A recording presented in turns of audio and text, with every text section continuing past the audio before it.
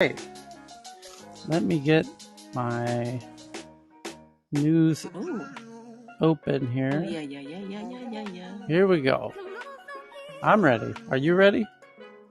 Yep, let's do this. Okay. Do you need to pin your Twitter? Oh, yes. Thank you for reminding me. I do. So, on the, where is it? The Tech News Twitter account at TNATW, I need to pin the live stream to the top of the tweets. Boom, like that. Done. Okay. Okay, drink some water, clear your throat so that I got green juice, I got water, I got coconut oil. We're good to go. Woo. Okay. So we'll let air horn. Oh, was that Michael? Or was that John? John, you sound like Michael. Where's audio effects? Here goes the air horn. There it is. Top story. Happy Tuesday, everybody, is... Tyler, yes? check the hand raise first before you start. Okay. I got some bad channel. Okay. Donish and Vinay and JT and John. Okay. Welcome back, everybody. And okay, here we go. So the top story at this very moment is that Facebook's services and work tools return online after suffering a global outage for over 6 hours. And we think we might know the problem. Well, I should say, Facebook themselves have written a blog post from the engineering team, and they said that, they had a little problem, but it's fixed, and they're sorry, and it was an inconvenience, and yada yada. Okay, just don't need to read the whole thing because it's exactly what you think it would be, and then Tyler, sorry. yes, Vinay. Sorry, the Facebook whistleblower is in front of the Senate right now as we speak. Say again. It's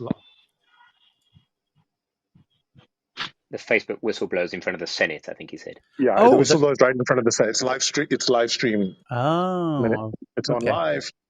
Okay, well, jump in if she says anything spicy. And so we had somebody DM.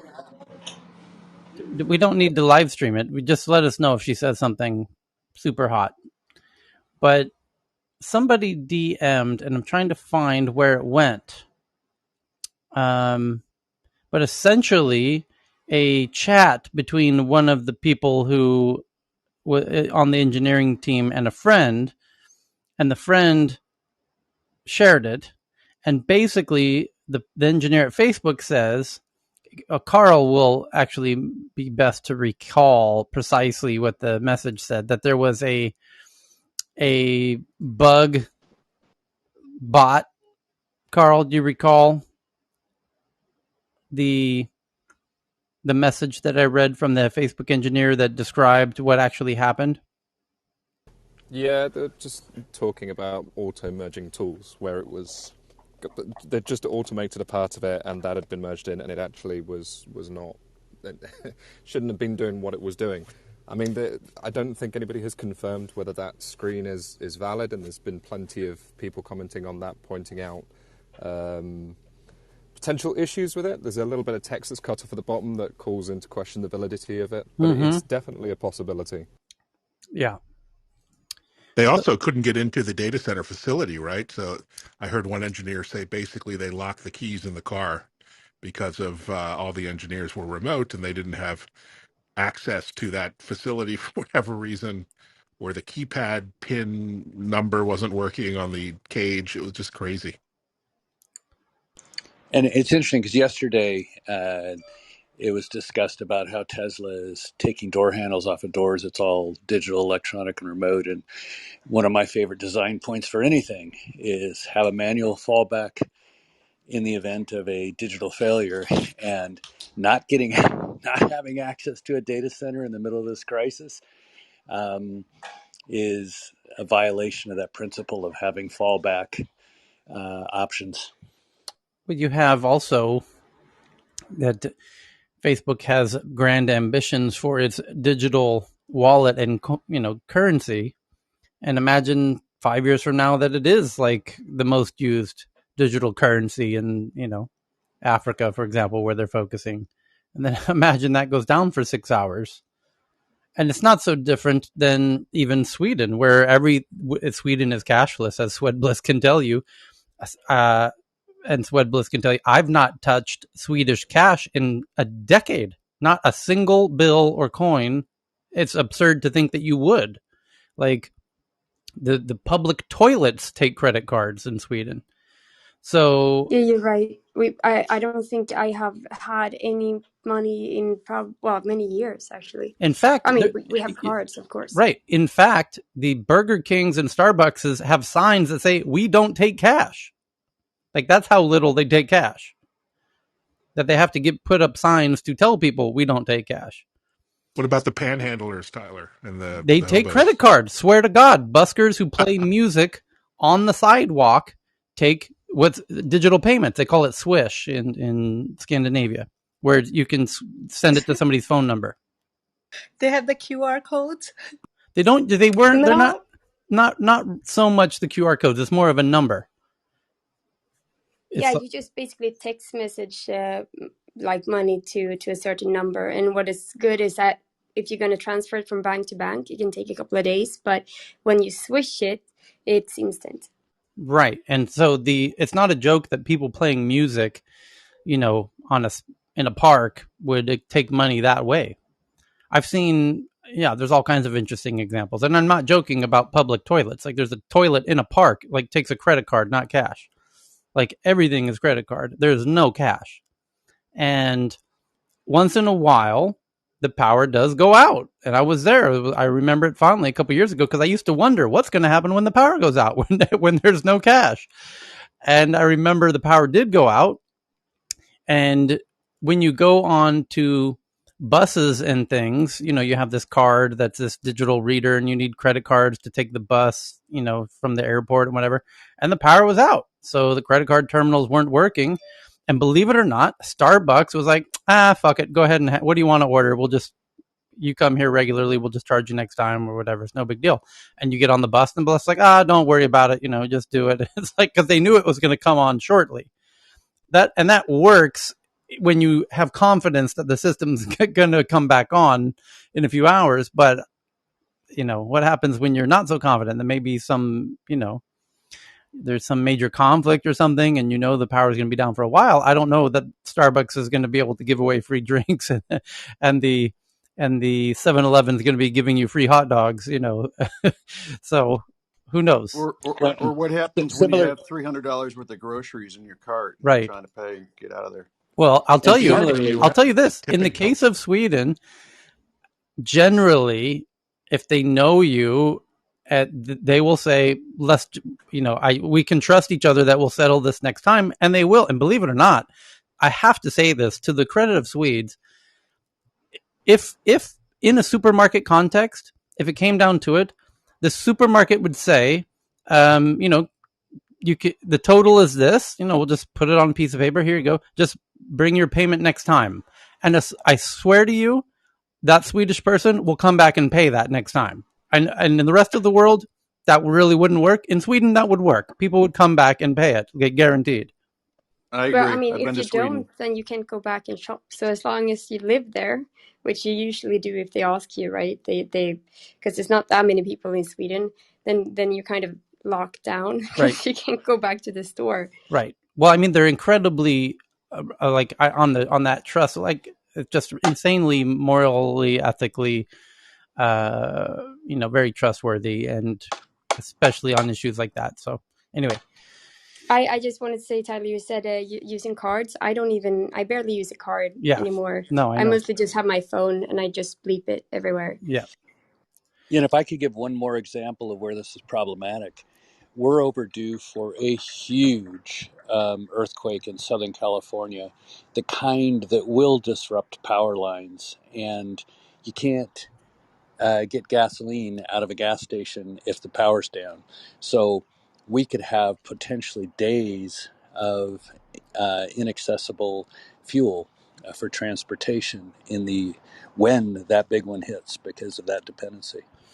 There's also, we're kind of overdue for a major solar flare event, which will also take down large parts of power grids potentially. Yep.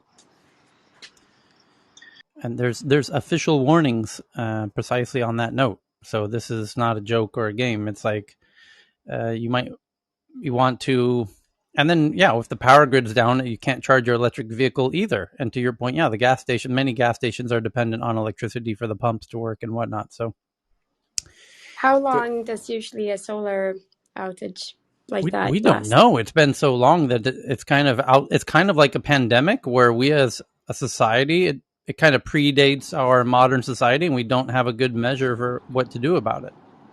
With the chip shortage, it would be catastrophic for society. Depending on... sorry, Chris, I thought you were done. Go on, mate. I think every chip would have to be replaced, I think. A lot of chips. Yeah, it could damage a lot of stuff. It destroys a lot of the silicon, right? Well, not only that. It's not just the chips, but the transformers specifically. Correct. Because if the power lines haven't been protected, the transformers go down. They can take multiple months to manufacture, and if your manufacturing plant hasn't got power itself, then what the hell are you going to do? So you can't even get power back into the lines, onto the distribution grid. Depending on where you are, obviously, some places are actually working towards this to improve it, and early warning systems, solar satellites, and trying to shut down the grid to stop propagation of the surges. But that's not everywhere. Right, but you could also... I have a question. Depending on your part of the world, and people in the quote-unquote developing world aren't familiar with this, but like people in the developing world are very familiar with this concept that many countries, Thailand's one of them, and I've heard Mabwana mention this point as well in Tanzania, where the power systems are not as steady at 120 volts or 220 volts. They fluctuate, and those fluctuations wipe out your devices. So your blender gets blown out, or your hair dryer, gets fried. And this happens quite often in the developing world, where you don't have these really steady, constant, steady voltages. And you get these volt surges that fry your devices.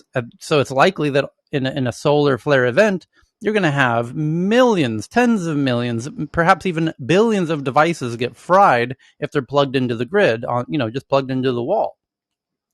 Actually, Tyler, so that's why most homes here in India have a voltage stabilizer. Yeah. That, you connect the main end, and then from there we connect it to the device. So like refrigerators, TVs, etc., connected through a voltage stabilizer. Can I just make a point on this, on the fact that with this analogy where we're talking about the electric grid, for instance, or a water crisis or anything like that, normally there's an understanding that the companies that are providing these services are in some way responsible for the innovation to protect the services. So the electricity grids are not to blame if there's a surge, but they are expected by both the consumers and the governments to put in place protections and to actually innovate and build on the system and, make sure that the shit doesn't hit the fan. Facebook is not beholden to such a thing, but it is in a position where it's providing both authentication services to hundreds of thousands of digital products around the world, and communication for, the ranges I've seen today vary from 60 to 80% of the planet, but they are some of the sole providers of communication, authentication, and internet in some places, but they're not beholden to the regulation to make sure that things like today don't happen. So something kind of needs to change there. It's situations like this where you have a short outage is almost a benefit of a sort of rehearsal to mentally kind of, for those who go through the process of recognizing it as a rehearsal, then it will be to your benefit. And then for those who don't, it's a rehearsal wasted. But Twitter had a good day. Well, yeah, Twitter had a record. In fact, their peak record traffic of all time was yesterday. Clubhouse as well. And I made this point when we met here about 8 hours ago, that there was a Clubhouse room that was created. In fact, I believe there was 3 or so that was dedicated to the conversation about what the hell's going on with Facebook, Instagram, and WhatsApp and Oculus. And I thought this was really interesting. And that was that room, as Evan, you were saying, it got up to like the peak limit of like 7,000, 8,000, right?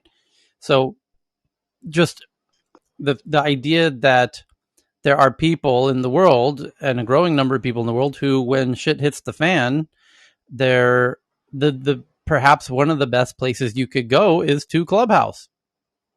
And I think that's true. And I think when big crazy news is happening, it used to be Twitter could be the best game in town that you would turn to. And I think for many things, Clubhouse is an optimal format for figuring out what's really going on. So I kind of love that idea. And I think that idea can be even much more improved upon, especially when that concept becomes more widely adopted, because then the real experts who know what's really going on will know, oh, there's this place where people are going to go wanting to know what's really going on, and they will be kind of cajoled to go there to provide the wisdom that they uniquely have. So the key is resilience, right? I mean, whether it's we talking about power, energy, or communications, or social media, having resilience and diversity and backups, most people just don't plan for that. It's called redundancy in the system. From a system architecture perspective, it's called redundancy. But they try to, and the Swedes are actually very good at the whole redundant thing. But even, engineers of all types, including computer engineers, software engineers, are very familiar with the need for redundant. But it doesn't always go to plan. And Tyler, I just as an example, I was on the team that maintained data center uptime and communication uptime for a large healthcare system. And we had in our contracts with the major telecom carriers that there would be no single points of failure, that they would have redundancy in every single aspect of their infrastructure that served every single one of our hospitals. And guess what? Both carriers failed on that count when they had single points of failure, and we lost communications because they had violated the contract. So even when you have contractual language to do that, an agreement to do that, it doesn't guarantee that you won't have a single point of failure in your network architecture. It requires competence. It requires competence, right? That's the thing. Well, not only that, but in the case of like DNS like issues like Facebook just had, there isn't really a way to have redundancy on that type of an issue. So that's where. So Tyler, yeah. I was going to add, so this is Facebook. What happens if this happens to like an Amazon or Google? Because I'm particularly concerned about the smart home integration that people have. Amazon Echo, there's a robot. If they have an outage, all the services stop, and that could lock you out. It could be quite bad for the home integration or IoT industry. So I'm just kind of curious about folks who think about. Facebook is. The biggest thing that I was impacted with is not being able to log onto my Qatar Airlines mileage program to be able to change my flight, which is tied to Facebook. So now I'm going to probably go and undo all my Facebook auth with some of those services, But this is going to be devastating for IoT, Home Assistant, kind of so it's a home automation kind of industry. If people are going to start asking if you're providing Echoes and Google Assistants and the cloud goes out, what happens, right? Yeah. In fact, the headline from Reuters says Facebook outage is a dry run for worse web crashes. Kind of to my point there. Tyler, I'm just yes. wondering, to John's point about the manual part, what is the manual go to? Like CB radios are not around. What would you use if something happened and you can't communicate with the world on your island? Ham radio. Ham But radio, how many people have it? RayNet, yeah. How many people have it? You can get a license, and then in America during a crisis they waive the licensing requirements to broadcast. You can always listen. You just need a license to transmit. So, how many people even have normal radios? There's also a text-based satellite system that you can get a device for a couple $100, and the subscription is fairly low, and it's all satellite-based if they have coverage in your area. But if a solar flare hits, that satellite's out too, right? Correct. So today. what would not many people have analog radios. I still have my shortwave radio from my dad's shortwave radio still around, but I'm just curious, like not many people would be able to access radio even because Yeah, most so of their devices actually, are phones. on the radio side, it's interesting that in Tanzania, all the safari vehicles have these ham radios. And I was looking into it when I was building up my Land Cruiser to cruise around Africa.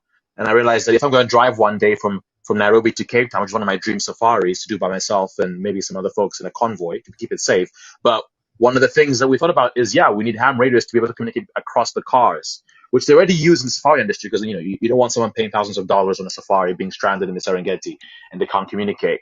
Often they're used to obviously signal other animals where they are, and that can be bad for tourists because they all kind of congregate under one animal. But yeah, like the ham radios, you can get a license in Tanzania, but typically for tour operators. So in a solar flare, like those probably will still be working. I And have then a the So question. Does the Here's another option, a cheaper one. You don't have to worry about solar flares. Carrier pigeons, my friend. Carrier pigeons. I'll start raising them now.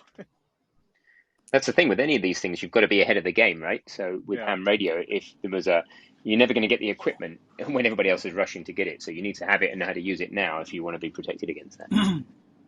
I mean, just to be clear, anybody who has witnessed Black Friday sort of day, people queuing and fighting to get into stores, arguing over pasta, beating other shoppers up to try and get their hands on kitchen towel and toilet paper and that kind of thing. If anything like this ever happens where a ham radio or a CB radio or anything like that is actually required, that's going to be the last thing you're thinking about, because there's no way whatsoever that will sustain any kind of society or altruistic intentions when it's every family for themselves. And unfortunately, Carl, I'm here in Southern California. I am a prepper. I'm not your typical, I guess, Southern Californian. I believe in the rule of the 3 Gs. Like when shit hits the fan, you need 3 things. You need gas, you need a generator, and you need guns. And those are the 3 things you need to maintain survival in this situation, unfortunately. And with the ham radio, that's the one I don't mention, but I have them. They're so cheap. You can go on Amazon right this second. There's a thing called the Baofeng, Baofeng. Those are cheap. They're like $20. Everybody uses them. This will communicate very far in a low communication situation. And so that's a good forward investment. Download some of the frequencies local to your area so you can monitor law enforcement and first responder services. But that's our game plan. Wow, you're in California. Guns? In Canada, I guess water is number one. Food.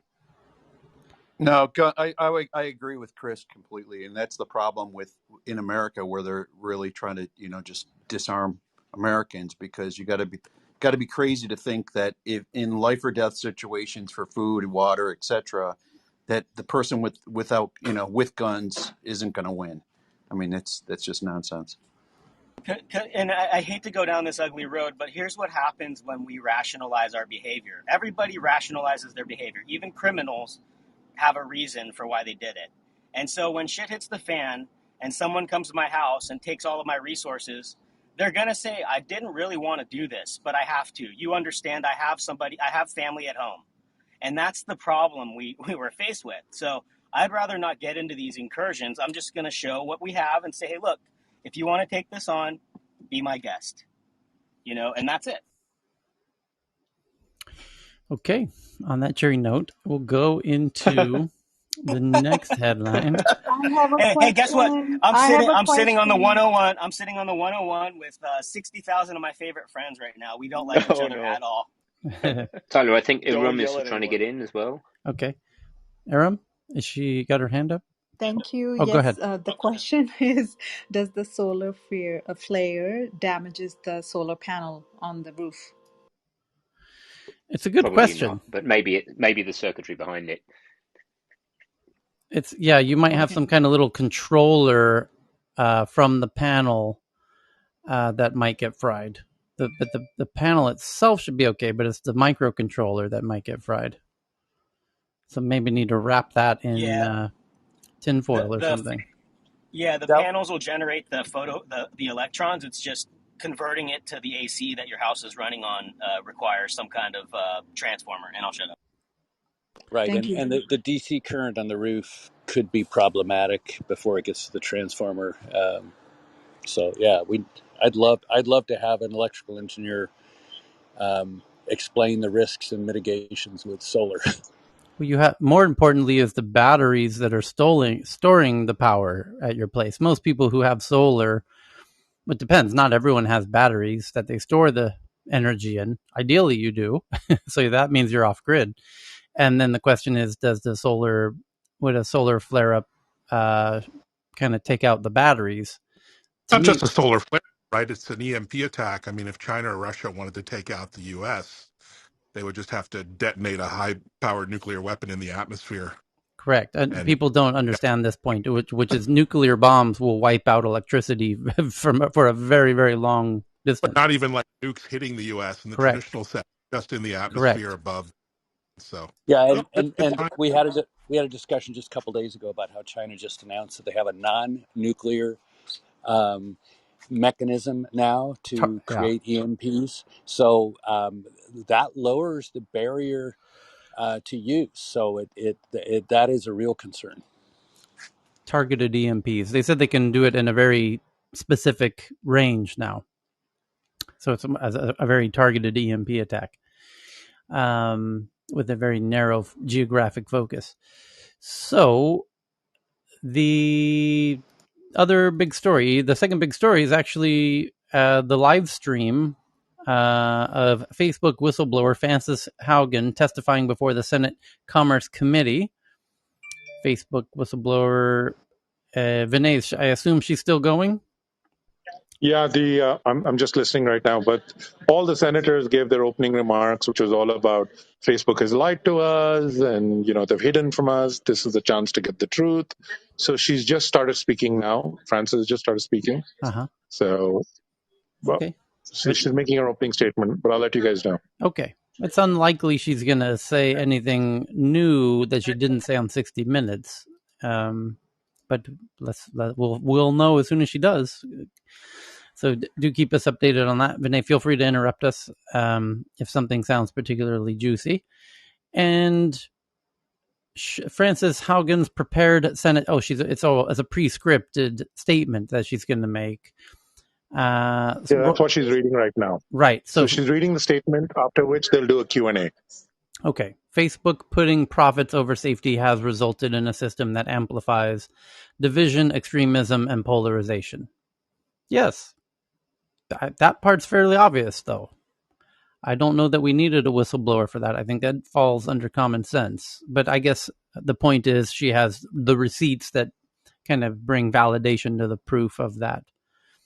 And Tyler, Yes. I'm not sure that we talked about the fact that, any of these whistleblowers, they get a certain percentage, right, of whatever the fine is. That's on tax related issues, yes. And or even any criminal, any yeah. charges that Facebook faces. Yeah. If they have done something, but I don't know that it will necessarily apply to this case because it's not necessarily illegal to put profits over Right. safety in this way. If they had, Right. if Facebook was doing something that was criminal and it was punishable by a very large fine, then yes, she's possible to get some of that money. And it's, I guess, hypothetically, theoretically possible that Facebook could get some kind of big fine based on her testimony. And if they did decide, Facebook, we're going to fine you for putting profits above public safety, well, then Facebook's lawyers are going to challenge that and say, show me the law that says we can't put profits before safety. Show me the law that says we have to put public safety above our corporate interests. Isn't that tort? Isn't that tort stuff? Maybe. Or no? That would be a very interesting case. So I think people are very familiar. I mean, they would instantly call in McDonald's as their star witness testimony to say, I mean, it's just common sense at Coke and McDonald's and everybody put their corporate finances above, the health and safety of their users. So every candy man, every sugar company, my God, I mean, where would that snowball end if they were to rule that, companies are now responsible for public safety. But there was an interesting number yesterday, though, right? 7 billion. Sorry. Facebook lost 7 billion for one day of shutdown versus 5 billion. I think they paid fine, right? Previously. On their yes, the stock. Well, Yeah. it's hard. By the way, I would challenge this. Here's why.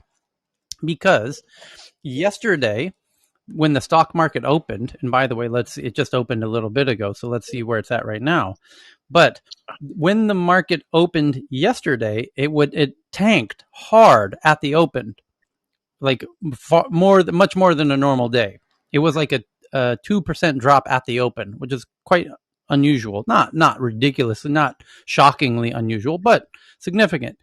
Now, Sorry, I'm gonna jump in. Sorry, guys. Sorry, Tyler. yeah. So basically, what she's doing is she's making the analogy that companies like Facebook will not change unless, like how you guys had made tobacco to change. And having been in Facebook, I can see that the system is built for not changing, and Facebook won't change until it's forced to change. And I implore you, as the government, to make legislation and oversight to make Facebook change. Thank you for that. That's Basically, a great update. Yes. So, and it's interesting because she has said, I want to fix Facebook. And then essentially she's acknowledging she's not going to fix Facebook. She feels like the government's going to fix Facebook. And guess what? The government knows damn well they can't even fix themselves, let alone Facebook. So this is going to turn into a typical American political comedy theater. So, but the point about Facebook losing $7 billion or $8 billion due to the outage is actually provably false. I'm going to prove that for you right now, because Facebook stock yesterday did drop, and the stock dropped about $8 billion in value. But that drop happened before the outage. And then when the outage happened, the stock went sideways. So it didn't really change a lot during the 6 hours of outage. So again, I'm looking at the chart here.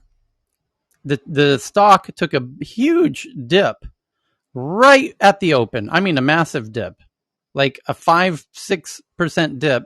And then when the outage happened, it continued to go down a bit, but the huge drop was right at the open, which was not related to the outage because it happened before the outage.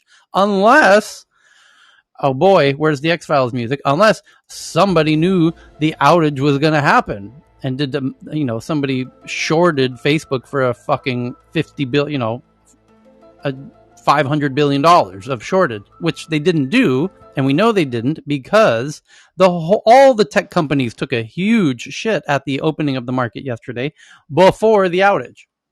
So it was not unusual that Facebook was falling. All the tech startups were falling at the open yesterday, including Facebook. Here's another conspiracy theory. What about if Facebook brought everything down specifically because of the stock price falling, so people would just kind of like wonder what's going on?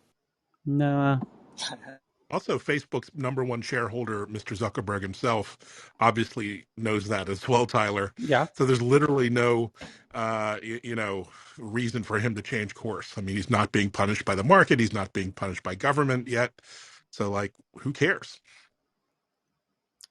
Yeah, I just want to debunk the theory that they lost that $8 billion because of the outage. They lost $8 billion before the outage happened that day, that morning when the market opened, in the hour right before the outage happened. The crazy thing about technicals is that it was already baked in a long time ago. Yeah, to a degree. I mean, they were kind of responding to a couple. The market dip yesterday morning was a culmination of multiple factors, and on a technical basis, it was not that surprising. The market's, is kind of. It makes sense that we would have a down day yesterday, for example. Well, in the past month, they've all been kind of going down a little bit. I mean, Facebook losses are a little bit ahead, but Google's gone down 6.5% in the past month. Apple has gone down about 11% in the last month. Samsung's gone down about 8%, and then Facebook about 14%. So that they're all kind of, as we've seen, and you've mentioned this before, Tyler, that all the tech stocks are sort of becoming less favourable and on a downward trend at the moment. But they're only five. I say only, it's a huge amount of money, but 5 points ahead of loss of the average of the other three. Yeah, for example, here's a headline from exactly 24 hours ago now, which is just before the outage. The headline is, "Why Facebook stock crashed this morning." And they don't mention the outage. The bad news for Facebook just keeps getting worse, and Facebook stock is down another 4.4% as of 11 a.m. Eastern Time Monday. Granted, the whole stock market seems to be having a bad day today. The S&P 500 is down 1.5%, and then they talk about the whistleblower and everything. And so this headline of "Why did Facebook stock crash this morning" was written before the outage. That's the key point, is all of that loss of $7-ish billion happened before the outage. So the next headline. Well, on that point, Janet Yellen announced that there's a drop dead time in about 2 weeks, that if we don't get the debt ceiling raised, that it almost guarantees a recession. Yes, if they don't raise the debt ceiling, I don't even want to contemplate that scenario, because then America's defaulting and we lose our AAA rating. Well, we have the $1 trillion coin idea, so I think and then we'll probably lose the coin, but yeah. Pizza-sized platinum coin. Yes, we really don't want to contemplate that. And it's not statistically likely that, I don't know, man. Part of me thinks the GOP would love to see the economy collapse under Joe Biden's watch, so that in the next election they can say, "How are you better off now before Biden or not?" And then they're going to be like, "But you're the one who drove us off the cliff when you didn't approve the debt ceiling." But generally, they have America. Unfortunately, this is the problem with education: is if you have a very uninformed voter population, they're not going to remember that the one party committed seppuku and drove the train off the cliff, and the GOP is going to make the case that this happened under Joe Biden's watch. Well, yeah, but it's your party that didn't approve to raise the debt ceiling that sent the whole world into a tailspin. So, Tyler, yes. You said uninformed people, right? I'm just wondering, how much does Facebook contribute to news these days? What's the latest percentage right now in the worldwide? There was a poll that says what percentage of people get their news primarily from social media, I think was the poll that we saw. And it's shockingly high. It's like 70%. Right. The reason I'm asking is because there's a Reuters article that just popped. It's saying that basically Pandora Papers versus the Facebook files. So just wondering, because of the heavy players, we're talking about kings and people who have access to all these secret technology, the back doors. I'm wondering whether they toppled it just to get oh my God, it's like kill the kill switch of Facebook, like for news content. I'm just not, just not conspiracy theory, just it's a Reuters article. I'll send it to you. Okay. Play it, Tyler. Play it. Well, I'll let Ken get up here. Ken's quite insightful on these kinds of issues. So just a quick update, guys. This is Vinay. Frances Haugen is really throwing Mark Zuckerberg under the bus in the Q&A. So when the senators are asking about what's the culture, she said, look, there's not many other companies where 55% of the voting shares are held by one person. And the question was, does he control all the algorithms? And she said, well, they sent out all a memo that the leaders build the organization, and Mark's the leader, and therefore he's built the algorithm. So it's really throwing him under the bus. Yeah, he does have disproportional power in that company. So the next biggest article is from The Verge that Microsoft Surface Pro 8 review has a new modern look, 120 hertz display, and improved stylus, but it is expensive. Accessories aren't included, and ports are limited. And then the next article is from Bloomberg. From Scott Carpenter, it says Mark Zuckerberg's personal wealth fell $7 billion amid Whistleblower expose and Facebook outages. And so now they've correctly updated their headline to include that there's more than just the outage. And as we discussed and proved here, that it really wasn't about the outage, because the $7 billion of loss on Facebook stock yesterday occurred before the outage. So Bloomberg, being that you're kind of the default financial news network, maybe provide better news about that. That's a misleading headline you printed right there. And I have the facts to back that up.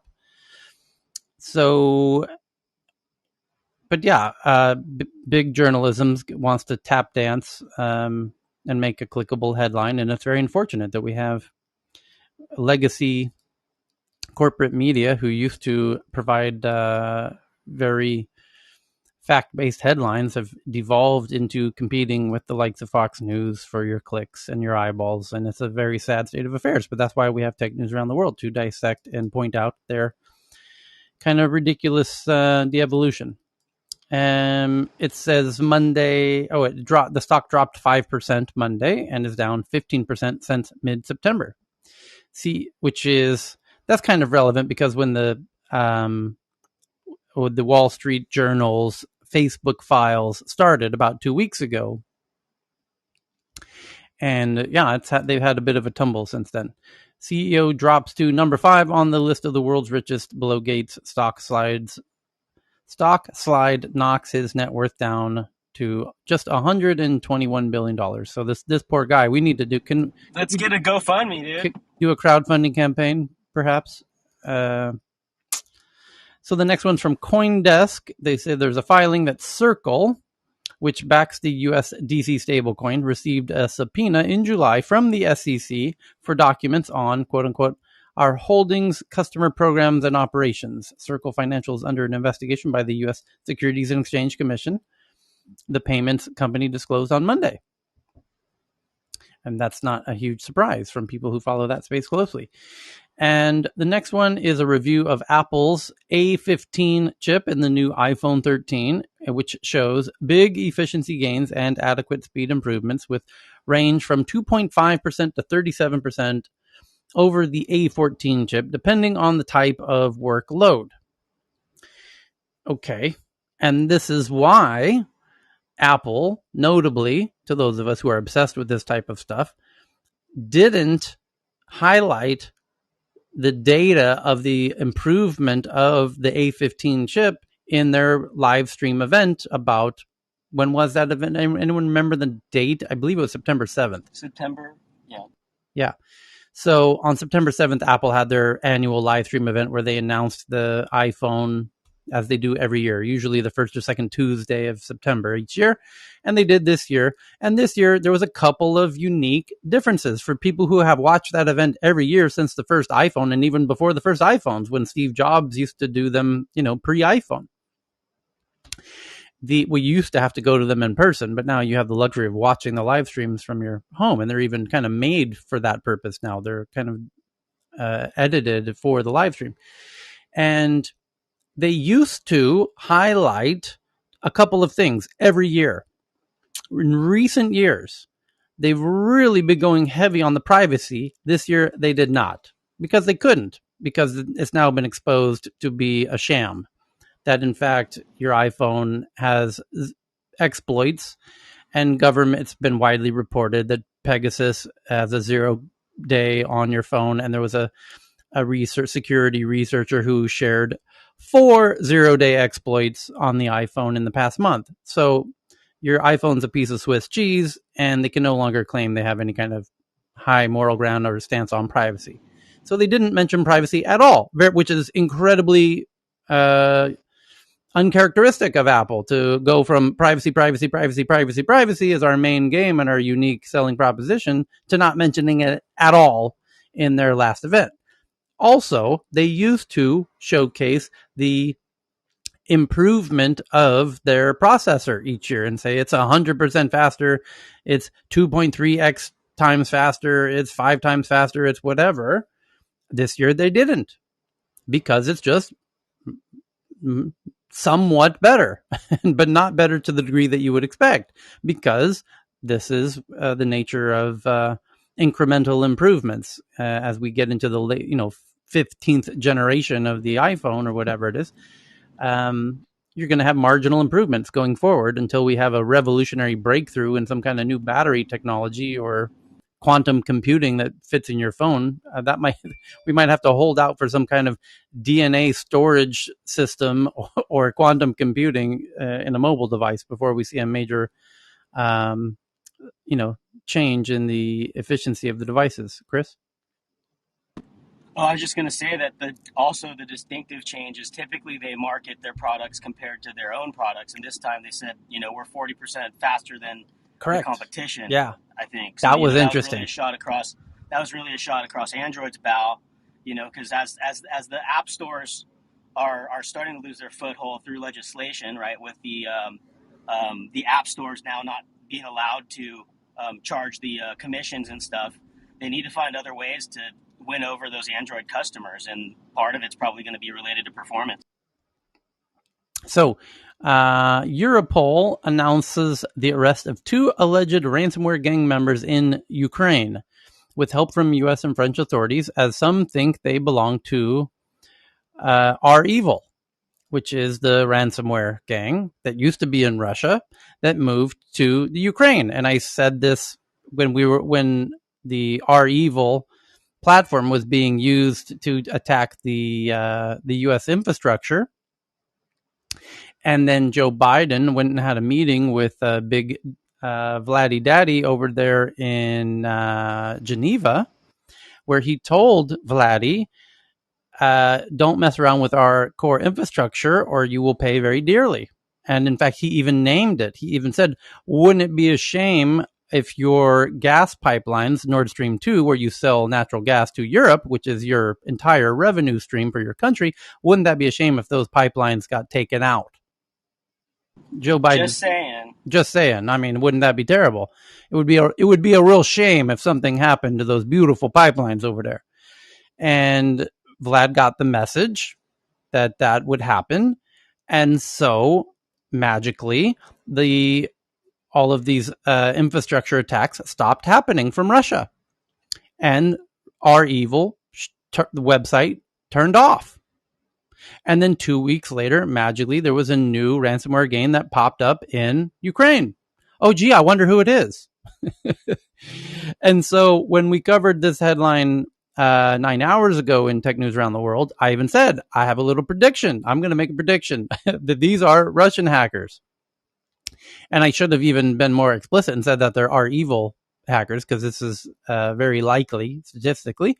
And now the headline has been updated to say that people believe that it is REvil. I do too. I assume that it's that I don't need to be that specific in my prediction. What is easy to predict is that they are Russians who are operating outside of Ukraine, as Vladimir Putin has told them to do, that he wants them to continue to do this infrastructure meddling and ransomware attacks, but not from Russia's geography, because that can be tracked. And that can, Uncle Joe Biden said, we're going to cut out your natural gas pipelines if we continue to see attacks from Russia.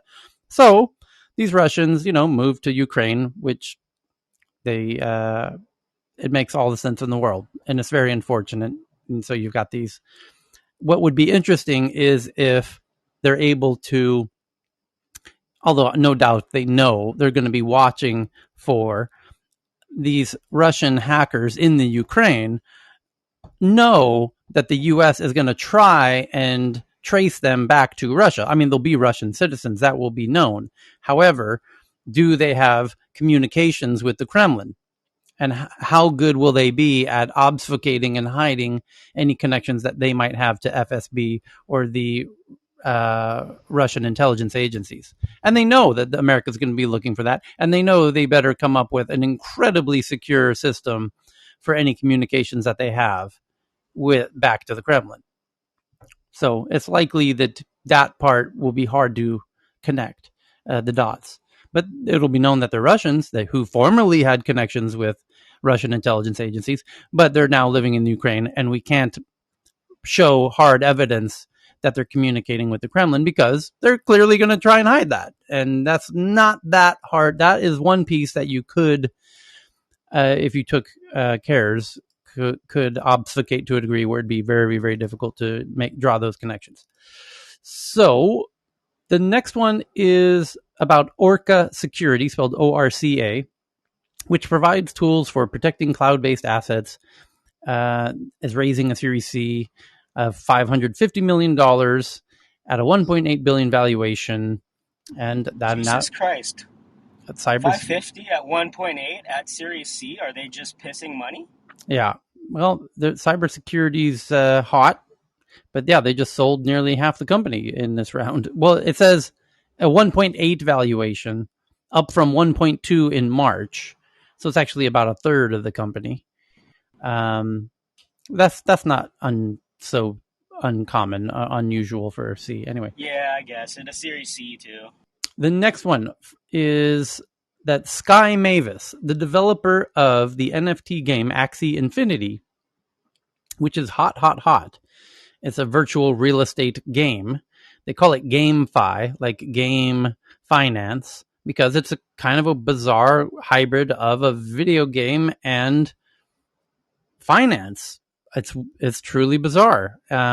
People are buying and selling virtual real estate like it's a game, but people are making crazy money inside of this ecosystem. In fact, they've sold over $2 billion worth of virtual real estate, which costs them nothing to make, essentially, because it's virtual real estate. What was the name of it? Axie Infinity. And Axie Infinity raises $150 million Series B, led by Andreessen Horowitz, sources say at a $3 billion valuation. And we had one of the key folks from Axie Infinity here in Tech News Around the World and gave us a little open kimono Q&A session. It was very, very interesting how they operate, where there's two different sorts of currencies in the system. One is the virtual geography in the game, and then there is separately a token economy for the governance of the ecosystem, which is kind of like a coinified governance, which could become, many think and assume and hope that it could replace the traditional legal structures of corporations and LLCs and even governments. And in fact, there's really wildly ambitious projects going on. There's one in Bali where they're trying to make a crypto town where every shop has a coinified structure where the customers become fractional owners of the stores that they custom for, that they visit and that they use. And there's people who have ambitions of creating cities based on this model.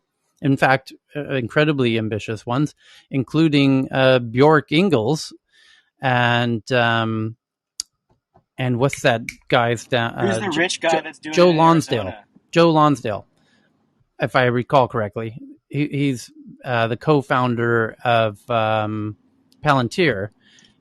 They're working together on a futuristic city in the desert down in Southwest America, and on this exact concept that you as citizens there would be a tokenized, coinified governance structure where you can earn more influence in the government in a gamified way, and everyone shares equally. There's no ownership of land, however, uniquely in that structure.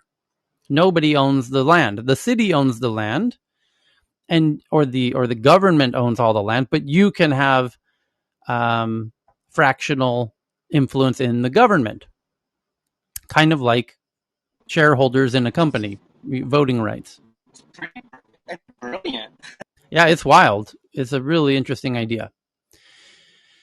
So the next one up is from the Financial Times. They say there's been a filing that Google's DeepMind, which is their AI outfit out of the UK, reported about $1 billion of revenue in 2020, up 3x over the last year. and about $50 million of pre-tax profits, its first ever profit. London-based group says its research is increasingly being embedded in commercial products. Google's UK AI unit DeepMind. And they are one of the premier AI labs on the planet, so that makes all the sense in the world. The next one from TechCrunch, Chile-based Book, B-U-K, or Buck, which offers HR management tools for Latin American companies, raises $50 million at a $417 million valuation. Neural Magic, which aims to boost AI inferencing speeds on off-the-shelf processors, raises $30 million. Tel Aviv-based Adaptive Shield, which helps secure SaaS apps to avoid data breaches, raises $30 million. And this is almost becoming a stereotype at this point. Like every fundraising out of Tel Aviv is a cybersecurity company, and this is right there along those lines. Adaptive Shield helps secure SaaS apps to avoid data breaches from Tel Aviv.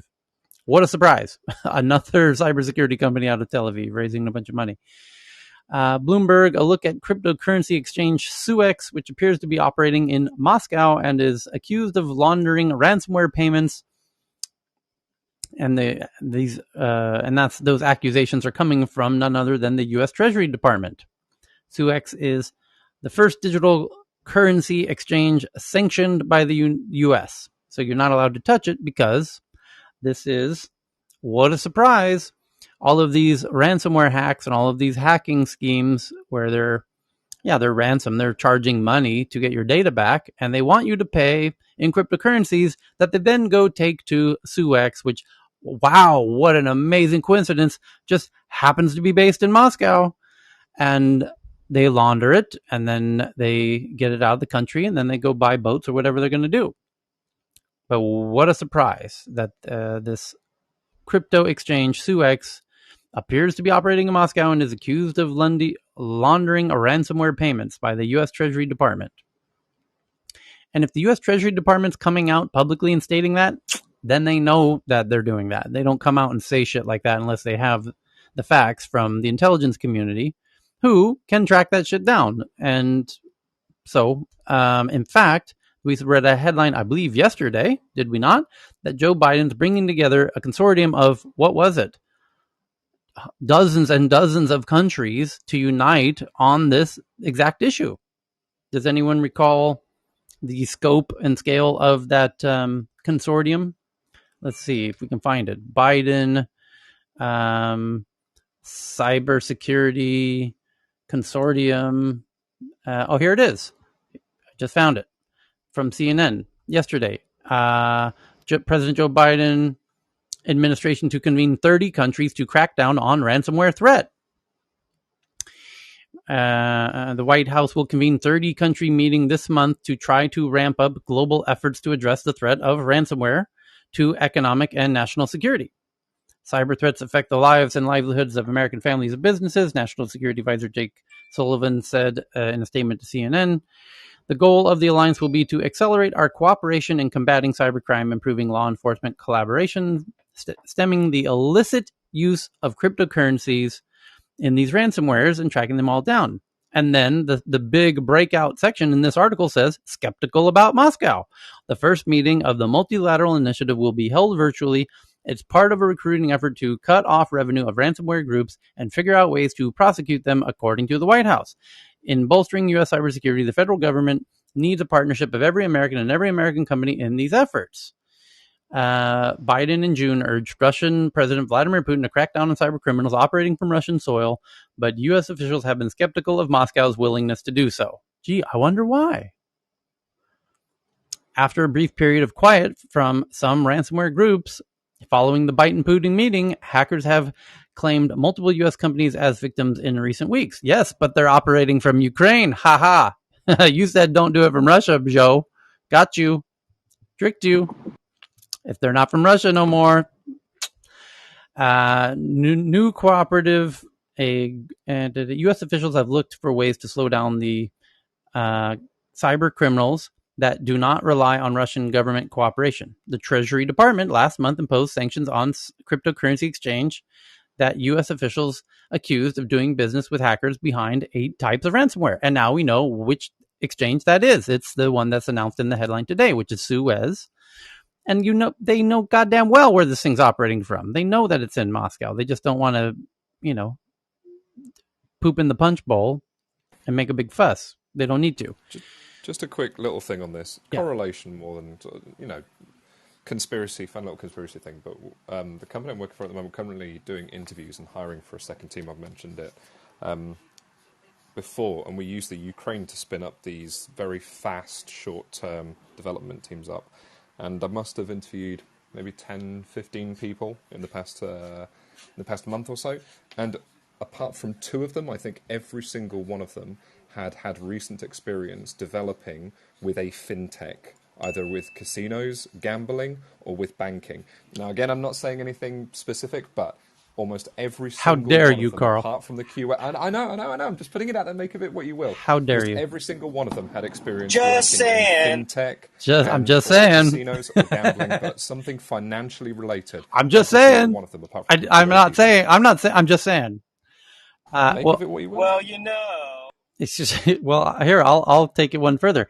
My development team was Russians based in Minsk, Belarus, who have a whole lot of experience in a whole lot of related categories. I'll leave it at that. I'm just saying. I love our new tagline. I'm just saying. Hashtag I'm just saying. So then the next one is where did it go? Where did you go? So Warsaw-based company called Ramp out of Poland, which offers services used by crypto exchanges and marketplaces and wallets, raises $30 million. And that's a good round for a Polish company. It's good to see the Polish folks getting into the game. Newark-based Duality Technologies, which offers collaboration tools for working on sensitive data, raises $30 million. Singapore Parliament passes a law that will compel internet service providers and social media platforms to share user data. Oh boy, what? Oh, hang on. Hold the phone, Tyrone. Yeah, good. Hold on. So the Singapore government passed a law that will compel social media platforms to share user data with the internet service providers? Say what? Block content and more, drawing criticism from experts. Yeah, you can add me to the list of people who express criticism on this one. Let's see. I just saw Michelle's photo in my... Here, is Michelle now just jumped in the room? Maybe she's in the audience, and I think you have to check the hand raise. I think there's still a few others. I understand she might not have any thoughts on this yet because this is breaking, and they're not mentioning Facebook specifically. But this is interesting. This is from the Washington Post. Singapore passes most powerful foreign interference law aimed fears of ever-shrinking space for dissent. Singapore's parliament has passed a law aimed at countering foreign interference that is potentially so powerful, rights groups and legal experts worry it could crush public debate in a city-state where authorities are already frequently accused of curbing civil liberties. The law, approved late Monday after a 10-hour session, would allow authorities to compel internet service providers and social media platforms to provide user information. Oh, I see. Okay. That's a little different. So they're saying that the social media platforms would have to share user data with the government, and so would the internet service providers also have to share information with the government. Well, guess what? America already does this. India does it too. And this is an example, as predicted many times in the past, that because India took a position like this recently, and these social media platforms are complying with India, and we took note of it in this room. It seems Singapore took note of it too. And I even said, watch, other countries are now going to start doing this. Russia started doing it. Now the headline is that Singapore is going to do it too. And Singapore is going to tell the social media tech companies in America, hey, if you want to keep doing business in Singapore, you're going to have to do what we say. And if this little battle, this little standoff, this little, let's get ready to rumble, type of scenario. There's another part to this as well. Sorry, go on, Cheryl. Nah, this is the FICA Act that we mentioned the other day, Yes. the Foreign Influence Countermeasure Act. Yes, FICA. Singapore's powerful law and home office affairs minister told lawmakers the Foreign Interference Countermeasures Act. Foreign interference. That means other countries trying to fuck up our shit over here in Singapore. I wonder which countries are trying to fuck up shit up in Singapore. And Countermeasures Act was needed to address a quote-unquote serious threat to national security. Oh, who's causing national security threats through the social media in Singapore, Cheryl? It can be from any source. Yes, it could. It can be from could any be. source, yeah. Canada, Heyman? Are the Canadians up to no good? Are you guys trying to cause a serious threat to national security? I think it's Canada, dude. Those guys are evil. These Canadians, I tell you. They're all evil, dude. Like, especially Heyman. So, like pure evil. The minister says that the internet has created a powerful new medium of subversion. Oh. So some rogue government is creating a serious national security threat by subversion. I wonder who he's referring to. Sweden, perhaps? Maybe Sweden's up to no good? Those Swedes, man. Those Swedes. Johan, man. Jesus. Just pure Swedbliss?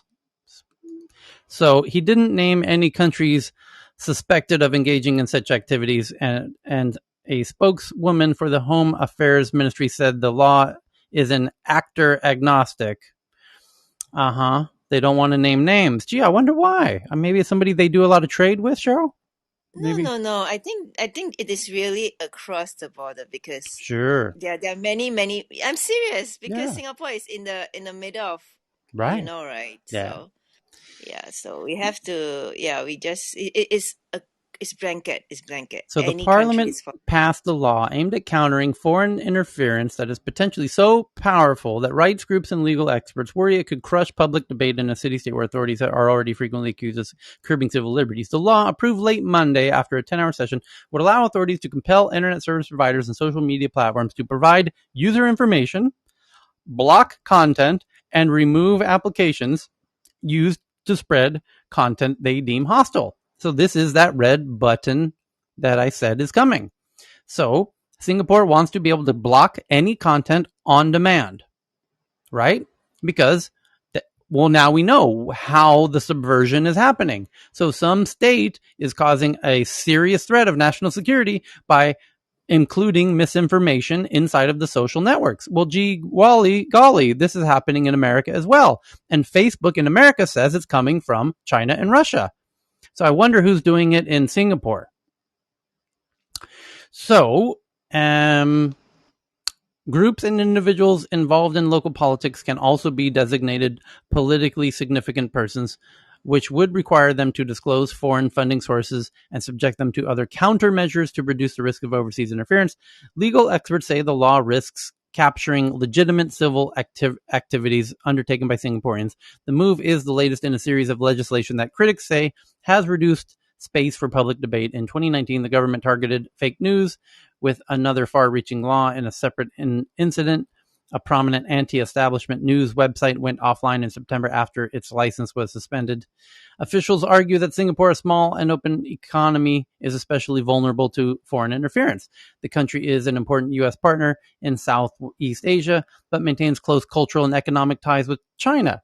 It is currently detaining at least one of its citizens who had admitted to being a Chinese agent without trial under a sweeping security law. Oh, I see. Okay. Gee, I wonder who's doing this. I wonder who's meddling with Singapore politics, a severe national security threat by subversion through their social media. Gosh, my brain's I'm just struggling here, Chris. We should just do a Jeopardy, Tyler. We should do a Jeopardy. Oh, okay. Let's figure that. You're right. Let's do it. Who could be subverting Singapore to the level that they're calling it a severe national security threat by subverting their social media, by sending subversive messages inside of their social media? Ellen, Norway? You won't have an Liechtenstein. answer. It can What's be the any question? country. What is the It could question, even be tech Tyler? news around the world. By the way, Tyler, you're not It's careful. Croydon. It's Croydon in the UK. All right, we've been found out. Tyler, what's Yes. the question? Messy. No, Which it's a question country Tyler has no answer. is causing a serious threat to national security in Singapore by creating powerful new subversion in their social media? Don't let us down, Messi. This is like Messy. Jordan missing This a layup. This is this like this is Jordan Oh missing a my layup. this is for all the gosh. Don't marbles, miss it, Messy. Messi. Messi, don't fall into the It's trap. so He has no hard. answer. He has no answer. There's no answer. Okay, Cheryl, I'm gonna trust Yeah. you. All right, no answer. It's a real tricky Seems one. you This are one. from it. Yeah. Yeah. Is it China really? I was just watching Facebook. I'm watching CNN. It's quite interesting. Funny how they go on to mention that the country is an important U.S. partner in Southeast Asia, and the Vice President Harris was just there to meet with the leader of Singapore, and then they just arrested a Chinese spy. Well, that's interesting. Why would they mention that in this article? Yeah. That's really Good. That weird. was my guess. Singapore's powerful law and home affairs. Yeah, it says the people that which is governed in a large.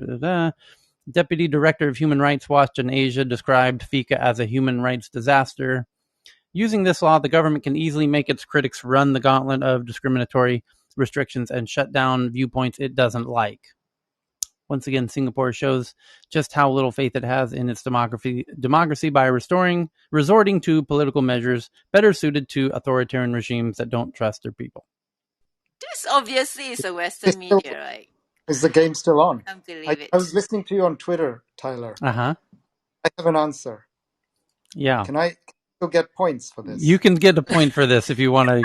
Because I haven't. Cal, don't fall into the trap, Cal. I'm going to leave in a second, but I'll just give you yeah. Is it China? I think it is China, Carl. I'm with you. Well, unfortunately, Cal jumped in before you, so we're going to have to give the point to Cal on this Yeah. one.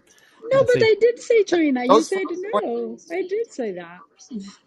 Don't My trust guess that came paper. from Well, Tyler, to be fair, What here is the in source? Ethiopia and in most African Oh, countries, my. we have a lot of IT stuff implemented by Chinese, and a lot of governments spy on their population because of that. So. well, one of the interesting points is that Singapore was clear to not name who a country, and that this rule applies to everybody. Of course, it applies to everybody. Yeah, I love how they diplomatically address that. Yeah, okay, I cannot mention much, but we have Okay. We have threats nearer to home than that. Yeah. Okay, so welcome back, Cal. Let me give him the customary green bean for Mr. Cal. The respect. He's stuck. Yes. I've heard of that guy. Yeah. Okay, so I just came in for the point, Tyler. I just literally. By the way, this Twitter thing is really good. This stream that you. Well, anyway, it's quite good recording. No, it's nice. It forces you to listen, doesn't it, Cal, and not feel the urge to. Yeah. Otherwise, have to jump in. It's really good. Yeah, you can go in and out. It's good. It's all good when you're doing other things. But and the sound wave looks cool too, right? Oh, you guys are just so addictive. Tyler, you're so addictive. You swapped apps to get a fake internet point. Yes. Virtual currency. You got a green bean. That's cool. Okay. Next one up is from Reuters. It says there's a report. Russia's state communications regulator says Facebook took down content considered illegal, but could still face fines for being slow to act. Oh, So, for those who don't know, Russia was telling Facebook and YouTube that they need to take down this content or we're going to give some very big fines on you. And they said, yeah, so what? We don't care. And then they said, well, those new employees that you hired here because we forced you to hire people physically on the ground? Yeah, here's their actual names. And maybe you can send them little gifts to their family because they might not be seeing their families for a while. And then that's what led Google and Apple to take down the content that the Kremlin was asking them to take down. That they actually named their employees that they were going to go arrest. And that was just a little bit too much for Apple and Google to deal with and not comply with removing the app of Putin's main political opponent, who is Alexei Navalny, during the election, which happened about 2 weeks ago. So first, Russia said, take down this app of our political opponent the day before the election. And Apple and Google said, no, because we believe in democracy. You're going to have an election. You need to have fair votes. And Russia said, yeah, we don't play that here. Take down our political opponent's app now. And Apple and Google said, no, we believe in democracy. And then they said, here's the names of the people that you employed here in Russia that you will never see again. Take down the apps. And then they said, shit. Now we know why you forced us to hire those people in Russia, which that happened a couple months ago, where Russia copied India with this clever new strategy of forcing the tech companies to hire people on the ground. And now you know why. Now you know why. And Apple and Google sure know why now. And yeah. So now the headline from Reuters says, Facebook has complied with Russian demands to delete some content Moscow deems illegal, but it could still face hefty fines as it was slow to do so. Citing Russia's state communications regulator. The regulator threatened last week to fine Google up to 10% of its annual Russian revenue, or turnover rather, unless it took down content that Russia has banned. The move to comply could signal that Facebook is responding to Russian pressure. Yep. Big. That's why they call him Big Daddy Vladdy over there. And Russia and Marky Mark and his funky bunch are complying to whatever Big Daddy Vladdy says in Russia. So they threatened last week, 10% of all turnover. Experts cited by Vedomosti estimate that Facebook's Russian turnover between 165 and $538 million. So 10% of that would be $16 to $53 million. Reuters could not immediately verify those figures. The Kremlin said that Facebook had taken down some banned content from its platform as well as from Instagram, but that it could still face the fine on turnover because it had not deleted the content quickly enough. Oh, you're double screwed now. You complied, but they're still going to fine you. Lovely. Nice how you play. I like how you play over there, Russia. Facebook and Russia did not immediately respond to requests for comments, and the Russian officials said that Facebook had not taken down all the content Moscow had banned. A total of 1,043 items currently remain undeleted on Facebook and 973 on Instagram. The official was said as saying Russia has already fined Facebook this year for not removing content. The fines, some of which are still being appealed, total close to 70 million rubles, court documents show. Earlier this year, Russia told Facebook and other social medias firms to remove posts containing what it said were calls for minors to participate in anti-government protests after the arrest of jailed Kremlin critic Alexei Navalny. Russian media have reported that Facebook's violations include failing to remove posts containing child pornography and promoting drug abuse. Okay. Next up, Berlin-based Inkit, a crowdsourced publishing platform, raises $59 million from Axel Springer, which is the biggest media company in Germany, at a $390 million valuation. Next up, experts say automakers use chips with older process nodes, automakers, because they need long lead times for testing, which is at odds with how chip makers prefer to operate.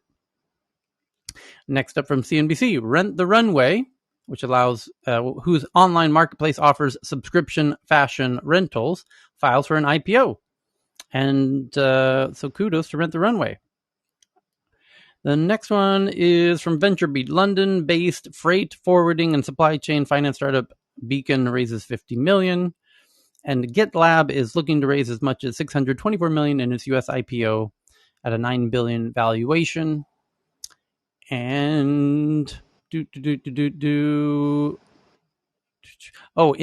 is a hot one. In a blow to online streaming services, no, not really. 50,000 movie workers.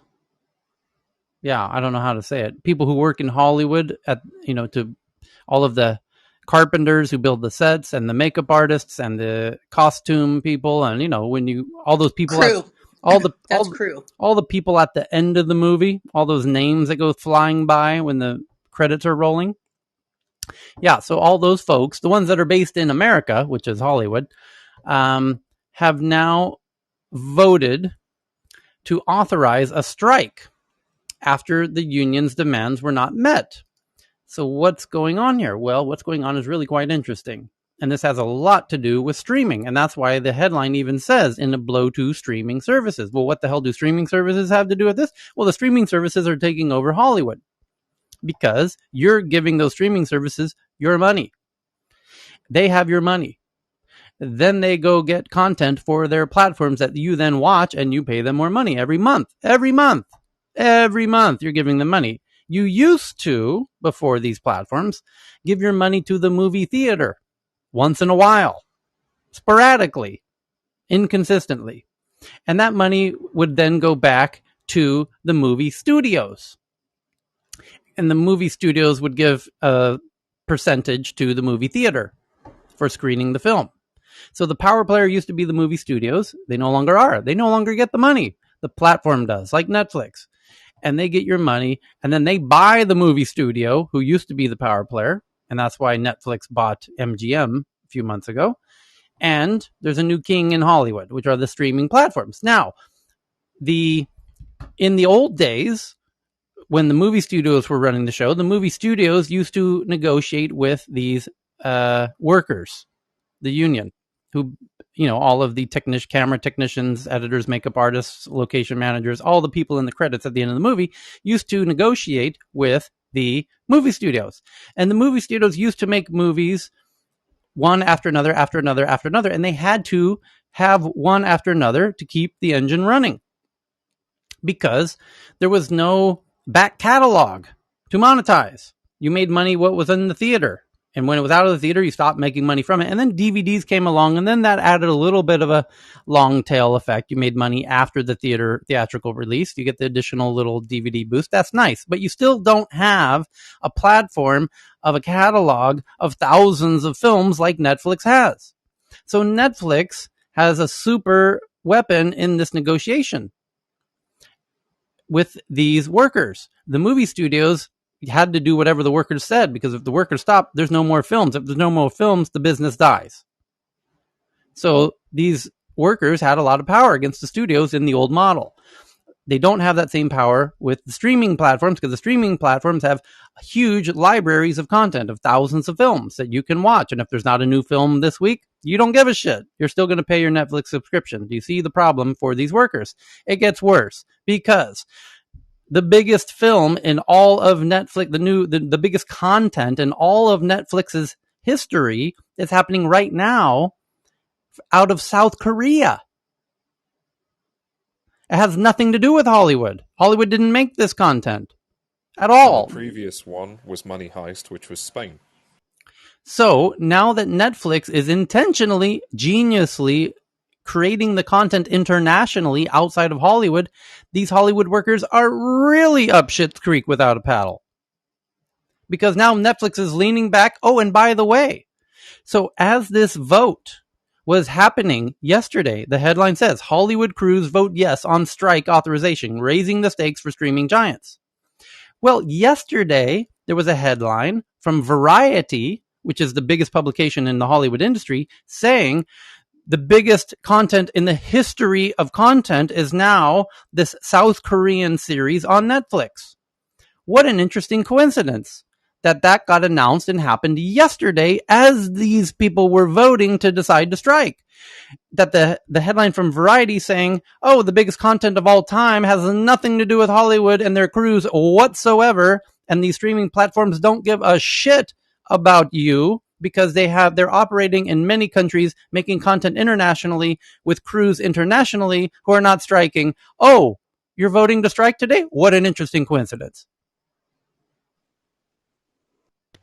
So there was a strike that happened many years ago now. That was the writer's strike. 2001. And yeah, if you guys remember that one, it killed one of my favorite shows, Pushing Daisies. I loved that show. So I'm still a little resentful. But this is supposed to be like 10 times more people and more impact than that strike. The writers and they're expected that writers are also going to stop working in honor of the strike of the crew. And there's a lot of stuff. I mean, I'm here in LA, and the papers and stuff that I read are generally full of things like, there's we stand in solidarity and that kind of stuff. I have no idea if SAG is going to the Screen Actors Guild, and then there's a lot of unions, a ton of unions regarding the entire entertainment industry, and they do tend to, for the most part, stick together.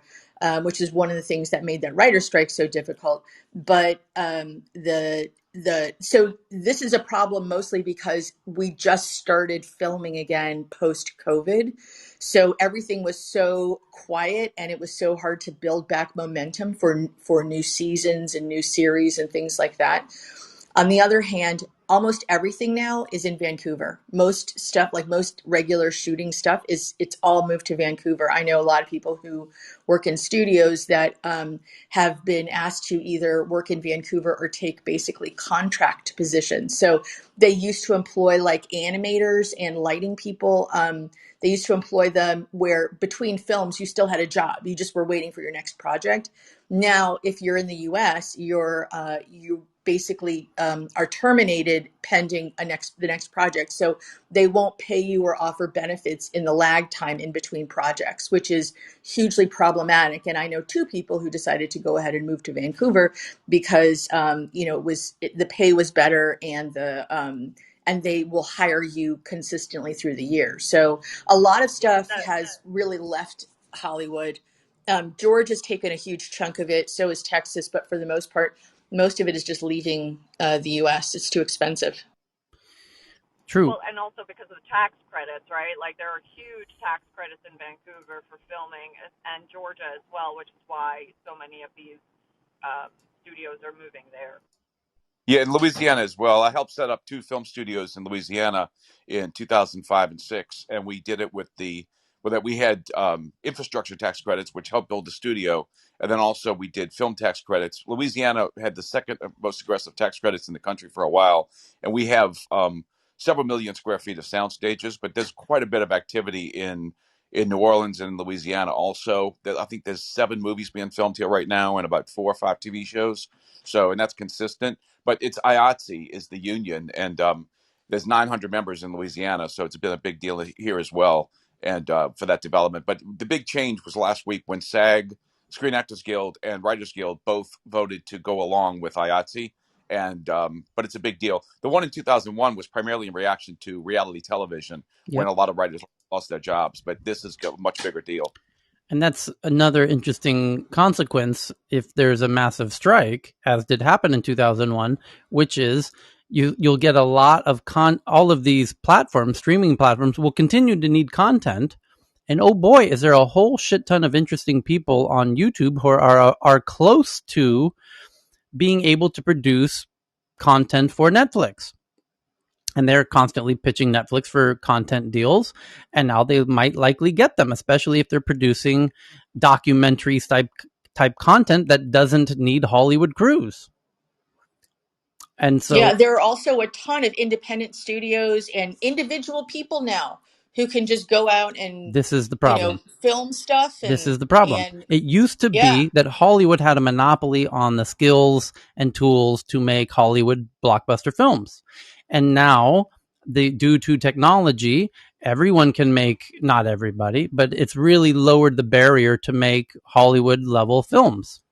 So you can make Hollywood level productions outside of Hollywood, and that's a real problem for Hollywood. So because and the fact that like your iPhone can now film in such a degree that you can like actually produce content off of just what your iPhone films is one of the things as well. Yeah, but Yeah, there's. Like if Go you ahead, look at David. the most recent iPhone commercials, Yeah. it's one of them was specifically about creating your own film. Yeah. Yeah, and if you look at if anybody's been in Culver City, right by Sepulveda and Centinela in that section of town, you know that there's a huge YouTube studios over there. And those YouTube studios, that's what they're doing. They or have provided studio space for creators, and they're essentially their own studio. Yeah, Well, there's an IMAX test studio out there too. Like that, I used to live right by there. So that area used to be, that's Westchester, and that area used to be these tiny homes that were all people who Yep. worked at LAX. And then They YouTube, Fox, literally moved that whole Google. city to Norwalk. Yeah, it's the funniest, it's the craziest thing, right? So then now all of these like tiny bungalows, as they're sold, they're like getting replaced with like, you know, the edge to edge houses that are, you know, it's just a weird mismatch in neighborhoods now. The McMansions are coming into Westchester. That's where my mom's restaurant is. I'm at LAX right now as we speak in Westchester, so this is my hometown. Well, it's just very funny because in Westchester, you cannot escape the noise of LAX or the dirt of it, right? So it's just funny to see these people who are coming in who have tons of money but are ending up in areas where, you know, you've got loud overhead traffic and things like that. And then they drained the huge swamp that was part of Howard Hughes, his Bologna Creek. personal Yep. airstrip, and Bologna they're Creek. building on that swampland. And apparently, it's full of methane, and you know, no one's really concerned about that. That seems not great for me. But the other issue is also the record labels. Like all of these big industrial complexes, record labels made sense when they actually pressed vinyl or created CDs. Or, you know, made these cassette tapes. They were the only ones that had all the equipment for recording that was high enough quality. They were the only ones that could distribute the actual physical product. It made sense, economy of scale. But now you can do it at your house, and then you can distribute digitally. You don't actually need them. So a lot of these big centralized entertainment industries are, you know, disappearing in terms of use. They do function still as marketing. So hopefully the strategy of the contract strategy with for people, especially like in, you know, in music, but the strategy is going to be mostly like just basically hiring them as a marketing PR end, as opposed to distributor, creator, and recorder of music. Which that's being offered now by who was it that we were? I'm not sure. If Annette, your mic is really, really quiet. Is that better? Yes. Okay. I was going to say that these are deals now that are being offered through alternate means, not just the production companies, right? We were talking about this the other day, that the funds are coming up with cash to produce music for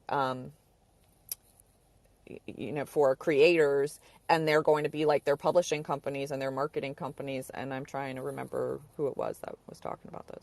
I'll come back with it. I'm curious to see if this strike happens, and it looks like it will, because the streaming platforms have replied and said, "Oh, if you strike, that's going to be catastrophic for you." That's literally their response. So, hey, Tyler, I see yes. that somebody called Kirsten has just joined. Oh yeah, sorry. Go ahead, Kirsten. Do you work in Hollywood? Yeah. I do. I'm a union member in Hollywood, driving to a big film set right now. And the thing that Tyler hasn't mentioned yet, or if I missed it, then I apologize, is why these people are striking, though. Go ahead. Has anybody? Yeah, well, I didn't mention it this time. We covered this article when we met previously about 9 hours ago, and we did cover it then, but I didn't mention it this time. So feel free. Oh, okay. Just for the people that don't know, a lot of it, it's the conditions on set, the hours that people work. I know another animal trainer, so I'm a Teamster. I'm 399, a different union than IATSE. I wish I was in IATSE to get way better hours and benefits than we do over at the Teamsters. But I mean, we all know people that have died driving home from sets, because I know an animal trainer who died. She just veered off the road. We were doing a TV series for Animal Planet in the late 90s. And with the hours that we were working were so long. We were just so exhausted. And she just It's a long, quiet drive home to the ranch to bring the animals back. And she just veered off the road and died. And a lot of these people, when you're done with the set, you're not done. You got to drive the truck back to the lot, unload the truck, then drive to your house. So it's, doing 15, 16-hour days, doing and making that your regular thing, it shatters your nervous system. It can shatter your health. Yep. And I personally think that it's the Gen Z kids who, I don't know how many of those are in this particular room. As annoying as they can be, they also have done some like cool stuff with like, you know what? Actually, even though this is the status quo, it's not okay. I'm used to all the stuff that they're protesting. And I thought about it. And at first I was like, why are these people complaining? Because the one thing you don't do in Hollywood is complain. And I'll tell you, you don't. No, I They'll know. find something. Yep, Yeah. they'll replace me in a hot minute, you Yeah. guys. So a funny thing is, I personally think, you guys, that this was brought up. It came to be because of COVID. Because let me tell you something interesting. And if anybody in this room has worked film or knows people that professionally work film, they if you're sick, you were always expected to come to set. My last job that I did before COVID, not the last job, the second to the last job I did, I was shooting an enterprise car campaign with puppies in it with Kristen Bell, the actress Kristen Bell. Kristen was so sick between takes, she had her assistant that she had a throw up bucket and she was throwing up in the bucket. And guess what we all said? Kristen is such a trooper. Can you believe what a hard worker she is? She would never cancel and let people down just because she's sick, because that's how you worked. Yeah, that's Then Hollywood. COVID, yes. Then COVID happened, and now every day, like when I first get there, before I'm allowed to even, like right after I get in my car, I have to go to a COVID check-in table to answer a symptoms checklist. You have to do it every single day. If you have any symptoms, you have to go home. And I'm like, am I supposed to lie? Is this a trick question? Yeah, Have a gotcha moment? you'll get No. fired. Yeah. Yeah. Anyway, thanks for letting me Yeah, talk, no, guys. but Kristen, you bring up a great point. I'm glad you jumped up here because, and I didn't cover this part, which is critical. People don't know this. The whole ladder of Hollywood, basically the people who run studios, started in the mailrooms, this, and somebody should make a movie retelling, the whole history of Hollywood in this regard. And it's built on the people who get to the top are the most vicious, hungry, never say die attitude. It's remarkable. Illegal things. Your boss tells you to go downtown and buy a bag of cocaine. I mean, this is you just do it. And if you even pause for a half a second to think about it, you don't come tomorrow. You're done.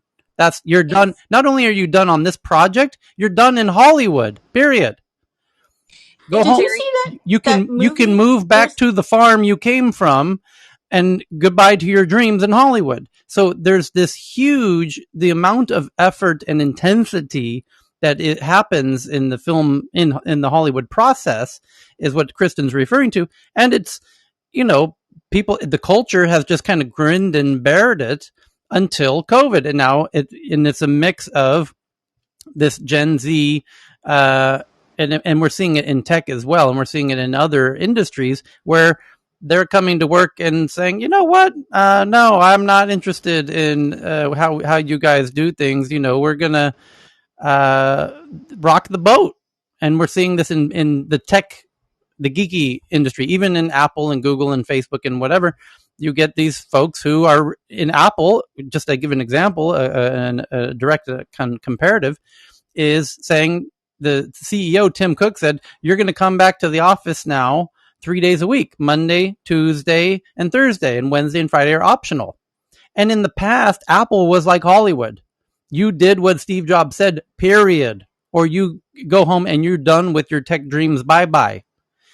Now you've got team members pushing back, doing a signature collection, which is essentially like a union, saying, actually, Tim Cook, CEO, no, that ain't good enough. We're going to stay at home. Thank you. And this is like, what? What the hell's going on over there in Apple land? This is truly unprecedented. And the same scenario in different but similar ways is happening in Hollywood to this point.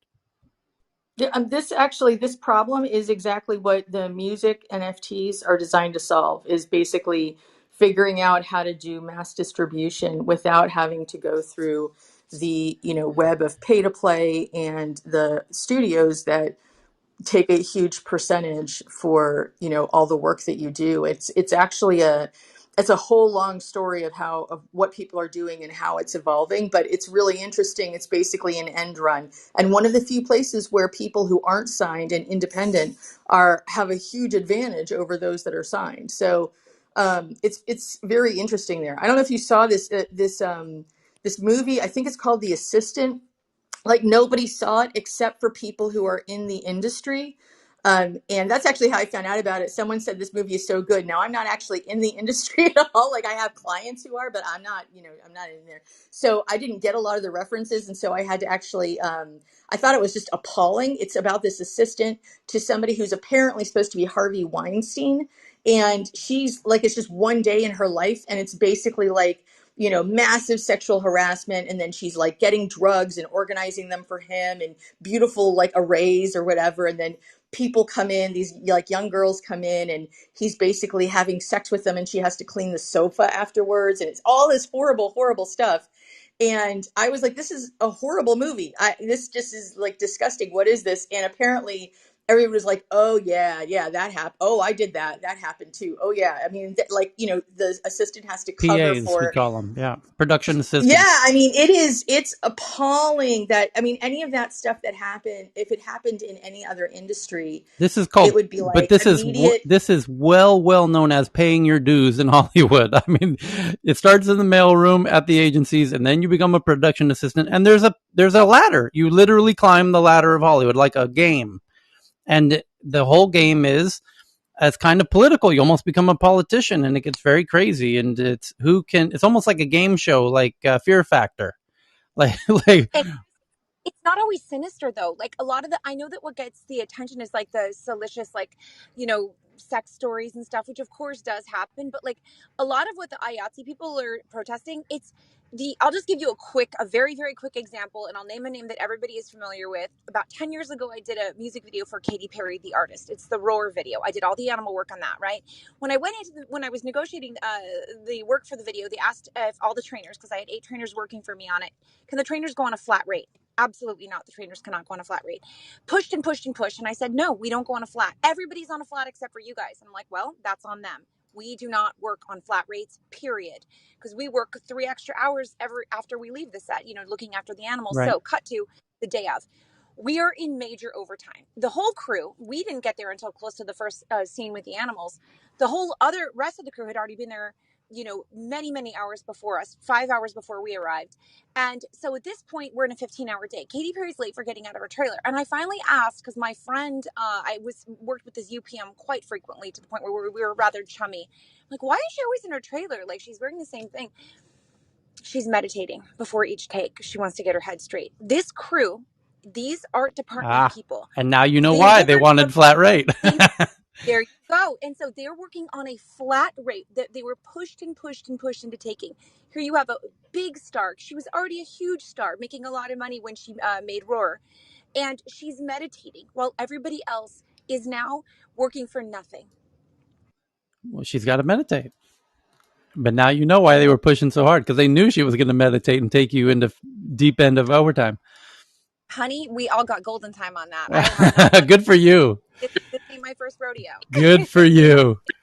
Tyler, that was Twitter, right? That with that music initiative. Well, say again. Sorry for jumping in. No, Twitter I love. Right? Well, I guess golden time applies to retail industry as well. Like when you go deep into extra over, how many hours is it in Hollywood when you call it golden time? Yeah, so time and a half up to 12 hours. So it's 8 hours of straight time, time and a half up to 12 hours. After 12 hours, you're at double rate. After 16 hours, you can technically charge whatever you want. You can say my rate's $500 an hour. You can charge what your lawyer charges if you want. And, that's unless you've been foolish enough to go on a flat. And that's a per day rate. Yeah, come the next day, the clock starts at 0 again, yeah. But unless meaning like it's not, you don't have to hit like 40 hours in a week before you get that overtime. No, it could be on the first day, yeah. Correct, yeah, correct. But that's if you didn't get pushed or bullied or pressured to working on a flat. Yeah, at that point, you're like, hey, sweetheart, go ahead deep into that meditation. Take a couple extra deep breaths for me because I'm making $500 an hour. Go ahead and keep going. Yeah, keep going. You totally, go. But I still have to passion for all the other people, because when that was happening, that's when I was like, that's why these mothers wanted me to, you know what I mean? And I was like, and all of my guys were like, fine, we'll stay as long as needed, because they felt like they were being compensated properly. Meanwhile, all those IATSE guys, so their strike is, I think, warranted. And it does feel bad whenever the studios are like, well, we're making money on the back end now, you're just replaceable. And because it's not like they make incredible money anyway. Most of these people live in a very blue collar, middle class neighborhood, Yeah, Culver City traditionally, and then over in the valley too. And well, later Hollywood era, everyone moved to the valley. I would probably recommend everyone see a film called Swimming with the Sharks. It's from like 1994, I think. But it's basically it's a count of what it is to work as an assistant for one of these studio executives, and it isn't sexualized. It isn't a female assistant. It's a male assistant who just basically can't take it anymore, and he loses his mind. But it still shows the brutal hours and all that other stuff. I mean, if you live in LA for any amount of time, you end up meeting friends who are PAs, and they are fun to vent with, on the weekends at a barbecue. My God, they have incredible stories. So, it's brutal, and people have had enough. And I appreciate all the cultural context, and I take it for granted because I lived in it for so long that it didn't occur to me to share it. So, anywho. Back to the headlines. And the first one here is from Katerina from Neuroscience News. The first neuroscience evidence of team flow as a unique brain state. So here it is. Researchers have identified the neural correlates of team flow, a state where members of a team get into the zone to accomplish a task.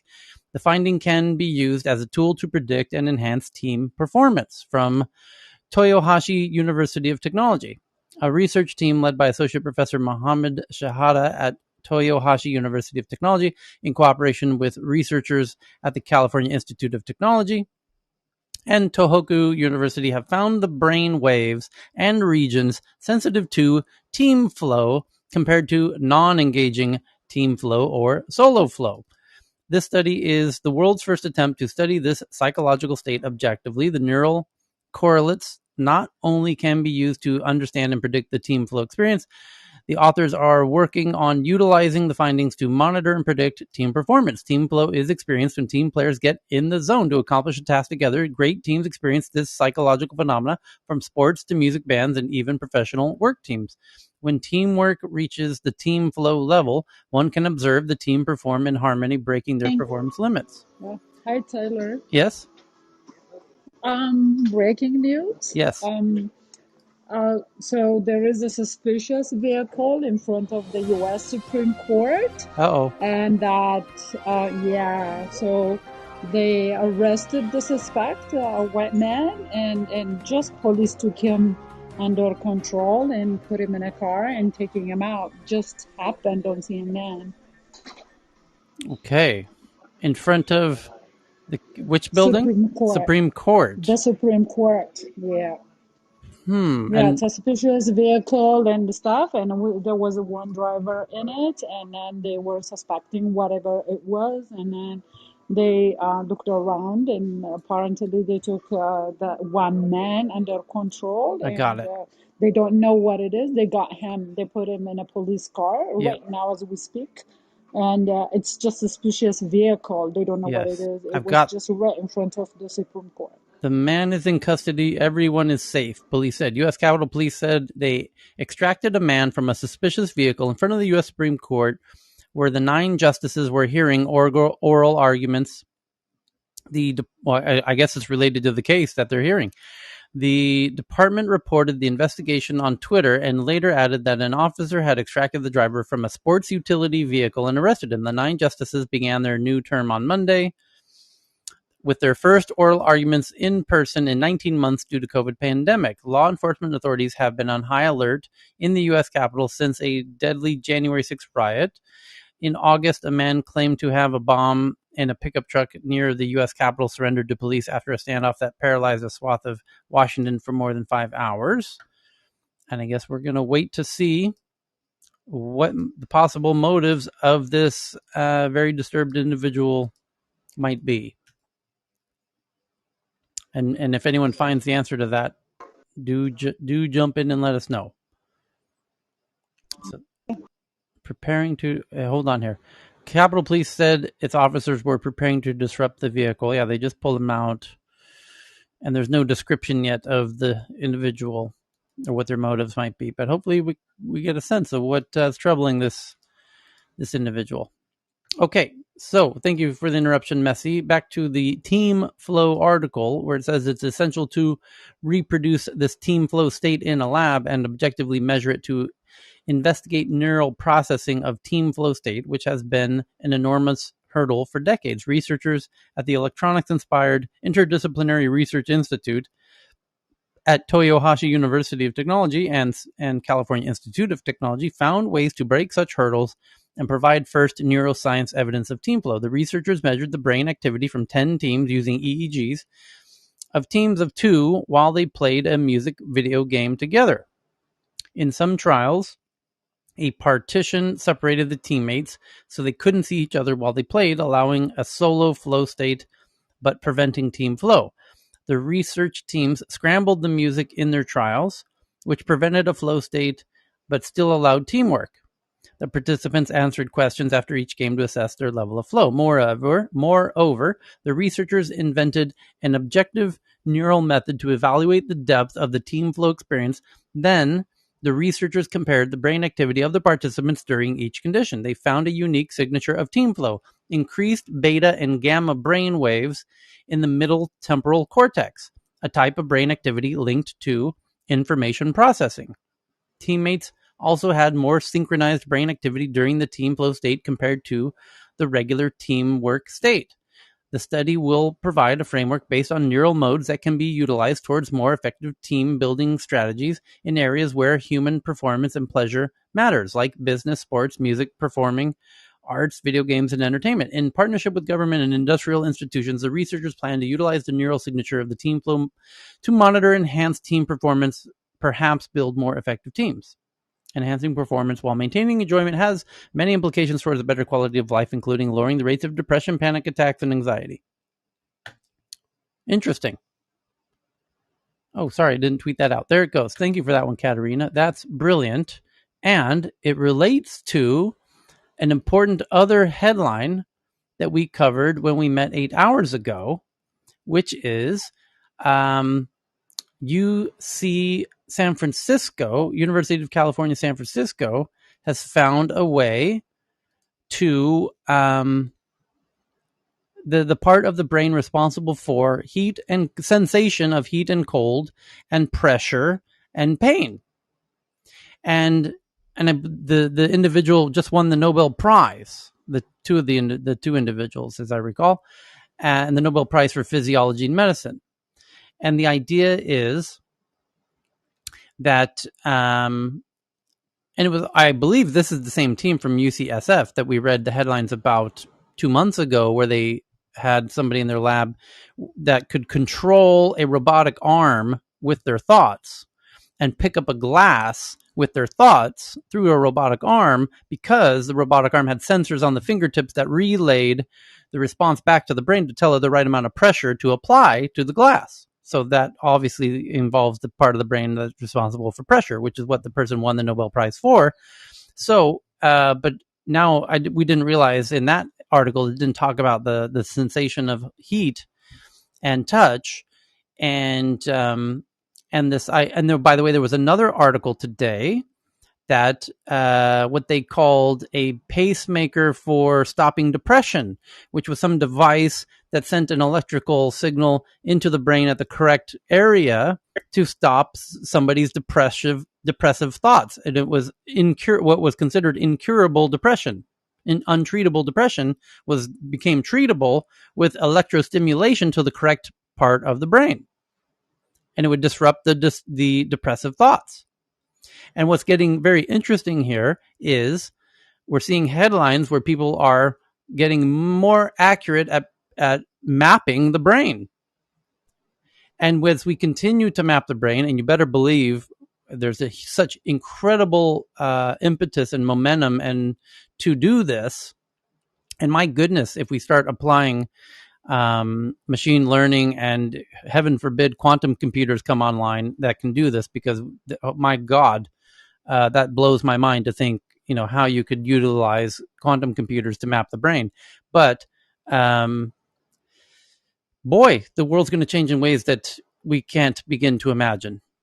I mean, just as an example, if we do map out this Nobel Prize for mapping out pressure and pain. Pressure is the sense of touch, right? And if we know where the sense of touch is in the brain, we no longer need to wear a VR suit to feel rain in VR. Because that was a headline last week. Somebody built a VR suit, so when you're in VR, you could feel rain, for example, or you could feel somebody touch you, for example. But now you won't need the suit. We just jack right into your wet noodle. And then you can feel sensation. We could feel touch. Now, you have other senses as well, like smell. So what if we find the part of the brain responsible to smell, and you go in VR, bada boom, bada bing, someone bakes a cake in VR, and you can smell the goddamn thing. So how far away are we from mapping out the other senses, like smell and touch? Oh, and by the way, I wonder if this sense of touch will be useful in VR porn. You can see how crazy this gets very quickly. And by the way, VR is imagined to be a goggle device that you put over your eyes, because we have not figured out the visual cortex part of the brain. But as soon as we do, we no longer need the goggle on your goddamn eyes, because then we jack right into the visual part of your brain. And then you're just steps away from the Matrix, as our friend Keanu Reeves and the red pill and the blue pill. This could happen in our lifetime. That's what's so crazy about this. Well, Tyler, I recall you reading out several weeks ago the Mercedes-Benz concept car where they are proposing using right BCI for certain functionalities as a concept. And so it's getting quite mainstream in terms of the vision. Yeah. And we're making continual inroads in terms of the execution. So it's absolutely fascinating. Yeah. That's my point, is now you're going to get, because Elon's doing Neuralink, investors are going to start throwing money into these areas, because these are monetizable areas. You could get some amazing patents. You could get some amazing intellectual property. You could build some amazing products and services with this stuff, as we're on the brink of, the metaverse. And holy cow, smell in the metaverse, touch in the metaverse, VR porn with touch. You think that the birth rates are in decline now? Wait until you've got VR porn with touch. We don't need smell though in the VR porn. So I was going to say that. Yeah. So for me, I would You would like smell and yeah. Go ahead, Carl. No, not just smell, but just enhanced sensors. You can augment sensors, right? I can't see ultraviolet light. I'd quite like to see ultraviolet light. Like a lot of insects and animals and birds and trees and everything else look completely different in that wavelength of light that I can't see in. It would be really nice to be able to augment my vision, so instead of looking in virtual reality, I could have the comfort of knowing that I was looking at reality, yeah. But I was then able to look at it in a way that I've never seen it before, and smell, smell the smells that I've never been able to smell before at distances, and see at distances I've never been able to see before. So we always talk about these sort of UBIs. You could have dog-like smell. Yeah. Sorry. Yeah. Exactly. Yeah. We used to. The BCIs. We always talk about them as replacing reality, but it can just as easily, if we do enhanced, it can augment and enhance reality. So instead of taking us away from the real world, it actually enables us to see it clearer and connect with it more beyond our traditional senses. Yeah.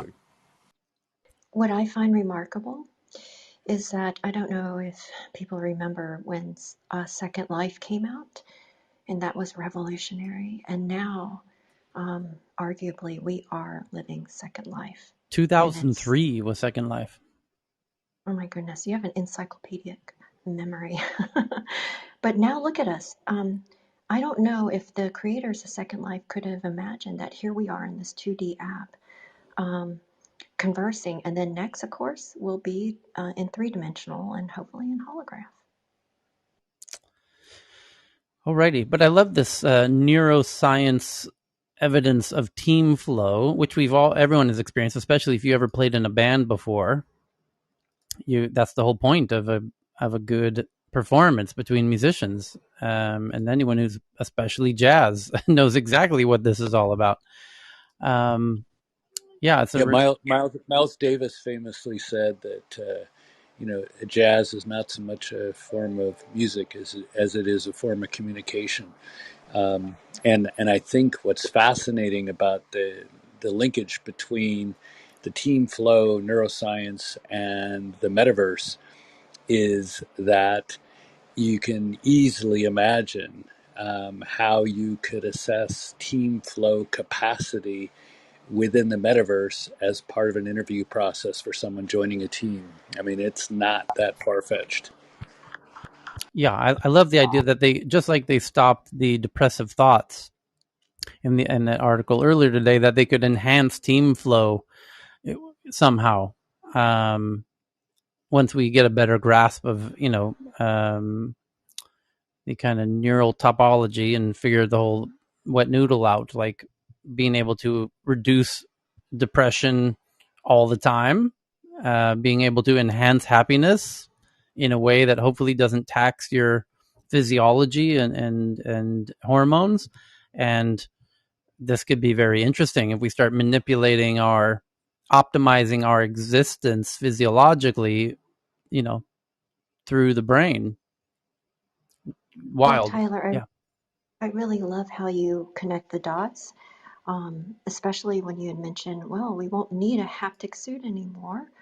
And the convergence of these innovative technologies is truly exciting. And I think that you have a really firm grasp in terms of where we're going because you have been tracking and reading current headlines, and on top of it with your industry events. So I think what's really obvious to you may not be obvious to others. So hats off to you, Tyler. Yeah, Because well, we got everyone in here finding all these amazing articles that we share with each other. That's what makes the magic work here. So, and Tyler, yeah. just the haptic stuff's been around since Atari's hard driving too. So I would just kind of add a little comma on there or something, just to kind of state that games often have influenced or led tech on a lot of these human interface technologies. So for anybody making investments or trying to really try to peer a little bit in the future, the games industry is a great place to kind of to look into as well. So thanks. Okay. Yeah, if I can mention go ahead. two things. One was there was a company, Haptic Technologies, and it was interesting because just like David said, I met him probably at I think it was at SIGGRAPH probably 15 years ago, and they were licensing some of their haptic technologies to the military for haptic feedback for fighter pilots in the when they'd get a sense of touch, but then also they were licensing to the game industry then as well. And when Cammie mentioned about Second Life, about 2 years ago, I was in a meeting with Philip Rosedale, the founder of Second Life. And actually, before I had ever heard of Clubhouse, the first social audio app or platform that I ever heard of was his. He came out with one a few years ago called High Fidelity.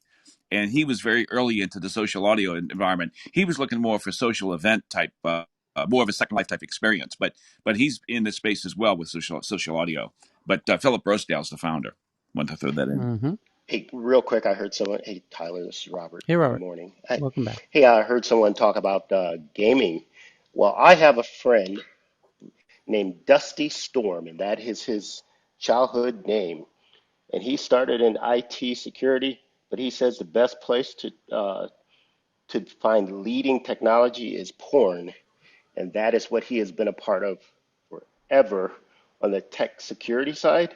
And he says from the CIA to you name it, every major event, they go to the porn places because those guys know how to protect the identities of their client base. Yeah, Great that's place to invest if you can. yep. That's because they have the most amount of users. And lots of cash. So Except for guys, Ashley Madison, right? Facebook update, if anybody wants. Yes. So it's kind of wrapped up, and all the channels are reporting that Facebook whistleblower offers damning testimony. So basically, two highlights that everyone's talking about is that she has information and reports that shows that Facebook executives, including Mark Zuckerberg, knows that engagement-based ranking content that is content that is controversial gets more clicks and more comments and therefore creates greater engagement. They have that data, they've experimented on it, and they are purposely blowing that kind of data up, even though that might be misinformation, because it creates greater engagement. So she says she's got documents that show that Facebook is aware of it and decided not to do anything about it because it creates more users. I was actually not here and listening to the testimony, and my sense is that if that this 60 Minutes interview was just a preview, and it didn't seem to have the impact that I thought it would. The testimony today before Congress is a bombshell. And it also was interesting. I've never seen, I can't recall recently ever having seen such cooperation among Republicans and Democrats. You know, they were really buddy-buddy in terms of this. So they're on the same wavelength. And, you know, they cited the fact that that there was a lot of lobbying, that the lobbyists were going to be swarming. But I think that because they were smart in focusing on the kids angle and not the political issue in the U.S., the January 6th incident, that they started with something that they can all agree on, but it could expand. And they're talking about making reforms to, what is it, Section 230, passing legislation. And the other interesting point is that Frances Haugen made the suggestion that there needs to be a regulatory body of someone like me who knows basically the companies and the technical knowledge, has the technical knowledge to be able to look through all these different issues. In other words, she's almost suggesting a division within the federal government where you would have expertise on the level that she has. And it was very, very compelling, very compelling. And to sort of connect it to what you were just discussing about the brain interface. And I find that really fascinating. We're going to learn more about the brain. And as we do, we're also going, that device of lowering depression is just sort of like a first step. We're just starting on that. Imagine, 50 years from now, where we'll be. And so what the testimony today indicates is that algorithms, and by the way, she beat up on AI as a method of being able to screen for anything, and that basically it's a black box and you wash your hands and it's AI. So what she's saying basically is there are ways of manipulating people through the algorithms that Mark Zuckerberg basically has responsibility for. She pointed out that he has a very unique power in a tech company and that he basically controls it with 55% of the shares. And therefore, the connection between these two issues is that if the algorithms can control our behavior, because she used the term clicky, twitchy, that's what she said, that they like the engagement that's more twitchy. Sticky.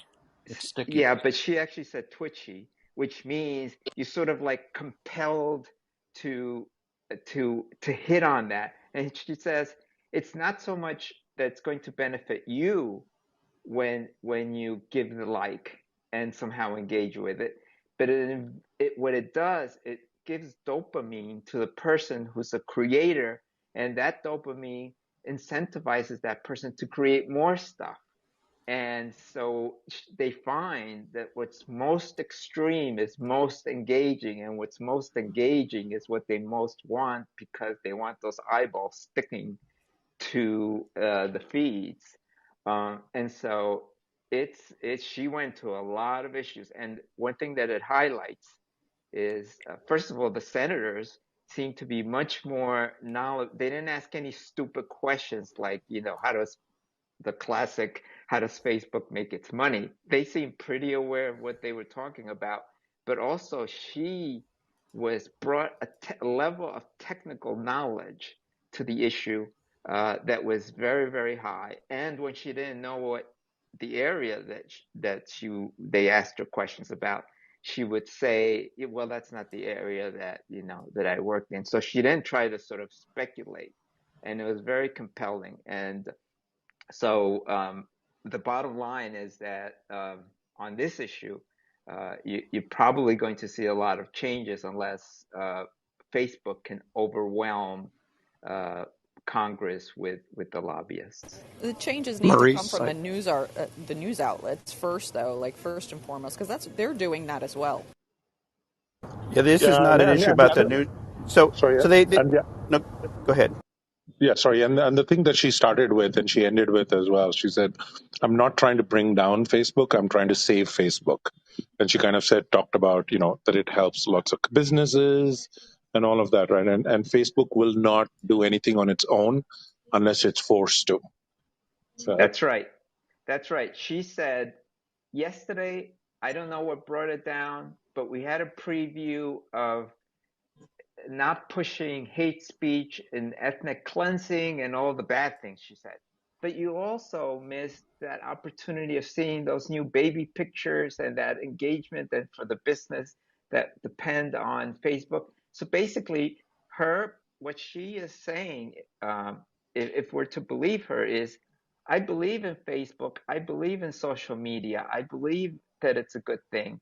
But if you do it in this way, it undermines it. It's not necessary because you can maybe, the issue is you make a little bit less profit, but at least you keep the society in a more stable mode, which is good for everybody. Another illumination was the line. So the way that Congress is looking to kind of manage this is to the fine line between the First Amendment. Somebody had mentioned the news outlets.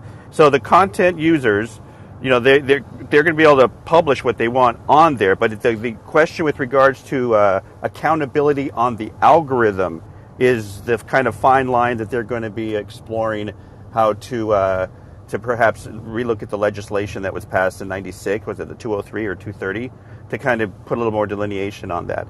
But the ethics of the algorithm is what they're going to be touching on that, and the legal means to kind of push that accountability back on those that are running these social, not just networks, but that would be anybody using AI or that's the theory at the moment is how do we find a means to have some level of protective measure on them as they deploy it and provide more safety to users.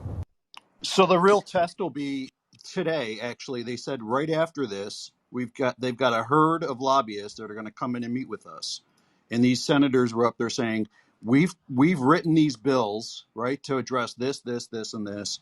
And they one of the speakers just said, they gave, or Maurice, that they gave a very good detailed discussion around this. They were very informed as senators. They were prepped very well, and she did address things that could really help the problem. One thing was reposting a link that you haven't opened, and they said Twitter stopped that, and it helped tremendously. Facebook refuses to put that that requirement in, but when they said that the lobbyists are literally coming in right on the heels of this, and they're going to beat up all these senators and remind them of how much cash Facebook has given them, and do what they do behind behind the doors, and it'll be interesting to see if anything, again, comes out of this. Her testimony was so punishing There'll that be some token stuff. Sorry, Facebook John. stock Facebook stock is up 2.4%. Yes. Yeah. So Now they'll do some stuff. They'll make some token noises, and they'll say, we're passing this guideline or something to that effect. But John, to your point, the Facebook lobbying money. If you guys Google how much Facebook spends on lobbying from 2018 onwards, I mean, I wish the stock price was going up at the percentage growth that they're spending on lobbying. Right. Tyler, Well, what you I'm sorry. said yesterday about Facebook, CNN is showing it live now. Ha. which Goes is to what? show what tech news, advanced news does. Well, this is Robert. I just hope that everybody talks about, not all of us, but talks about breaking up big tech and everything like that. I wish that on the front end, the FTC, FCC, all these guys got together and said no on some of these things versus getting upset with these companies after they get a certain size and say, oops, well, you need to break up. So hopefully this provides some level of guidance or for Congress and the agencies to know when to say yes and when to say no, because there's some things they said no on in traditional retail that's crazy, but they say yes when it comes to mergers and acquisitions. I'm done. That's because our antitrust laws were not written for social media. They're written for more traditional, older businesses where you can more clearly define, what the industry is. It's very important to define what industry you're talking about to understand whether you're dealing with antitrust. And because a lot of these social media companies are involved in different things, I mean, if messaging is a different business than the things that they do with in terms of you know recycling the news, if that's a different business, then they're viewed as different businesses from an antitrust standpoint. So, I mean, that is one of the biggest issues with all of these companies is defining what the industry is. Okay. So here we go through some more headlines here. Dr. Fran sends in one from Digiday. Why Snapchat is leveraging augmented reality technology to get a leg up on social commerce. In recent years, the social commerce space has gained momentum with shoppable virtual try-on technology. And why Snapchat is leveraging augmented reality technology to get a leg up on the social commerce arms race. Well, hey, Digiday, glad to see you understand where it's all headed, because a lot of tech media has still not figured it out. So Snapchat's iconic special effects filters, or lenses as the company calls them, aren't just for dog ear or flower crown selfies anymore. As the social media commerce race heats up, the platform is asking advertisers to bet on its virtual reality technology to drive sales. So far, brands like Puma and Dior have, and others like direct-to-consumer intimates brand CUUP say they plan to move more ad dollars to the app because of the offering. In recent years, the social commerce space has gained momentum with both Amazon and Pinterest launching similar shoppable virtual try-on technology this May. Snapchat's partner Summit, the social media platform introduced a slew of new AR try-on experiences that mimic in-person shopping. For example, DTC skincare brand Tula launched an AR lens to promote an under-eye cream. Users could see themselves in the ad as it simulated the cream's application and revealed what they would look like after using the product. We're just getting started on taking all these things people love about in-store shopping and replicating them through augmented reality, says the head of emerging commerce at Snapchat, adding that the social nature where users can try on, shop, and share with friends differentiates Snapchat's offering. The camera will be meaningful to the shopping experience, not only when people are on the go with their phones, but also when they are actually in stores. Since the launch, advertisers have shown an interest in Snapchat's technology as a way to scale and tap into the platform's Gen Z audience. Last week, one of the largest agency holding groups, WPP, announced an inaugural partnership with Snapchat to help WPP clients leverage Snap's augmented reality capabilities. Apparel brands like Puma, Dior, Hoka sneakers have already launched ad campaigns in which Snapchat users could virtually try on products. Moving forward, Snapchat's team is vying for more ad dollars, plans to build on that momentum, scaling AR capabilities to more DTC and small businesses. In May, Snapchat launched a creator marketplace so brands interested in AR advertising can find the right resources. The platform is also touting creator marketplace studios that use machine learning to bring additional try-on capabilities into the advertiser's campaign. And then it says Snap is not the only one, that all the others are doing it too. That's why they're calling it an arms race. And they talk about TikTok and Instagram. And here it comes, social commerce and AR, social AR commerce. Thank you for that. That's a brilliant one from Dr. Fran. And then the next one is from our friend Faraz, that Burger King launches Keep It Real Meals NFT campaigns. Burger King has announced the launch of a new NFT campaign in collaboration with NFT marketplace called Sweet. And now it really is starting to feel like the 2007 era where every brand on the planet was launching Twitter and Facebook accounts, and now they're all launching NFTs. So Subway, when is our beloved honey oat wheat tuna footlong NFT launching? Could you please just drop me in my DMs and let me know when I can buy the footlong tuna honey oat wheat? My NFT please. NFT coupon. Yeah. Have you still not managed to get that sponsorship? They're a tough cookie to crack. And when I say they're a tough cookie, I'm not referring to the stale chocolate chip cookies at the cash register. How dare you I talk think about you those mean cake. cookies, Tyler? I think Jesus. you mean cake if you're in Europe. So the next one's from Faraz. It's about Amazon. Amazon and Google set to attend White House Forum on Quantum Technology. Boeing, Honeywell, IBM, Intel, Northrop Grumman are also expected to attend.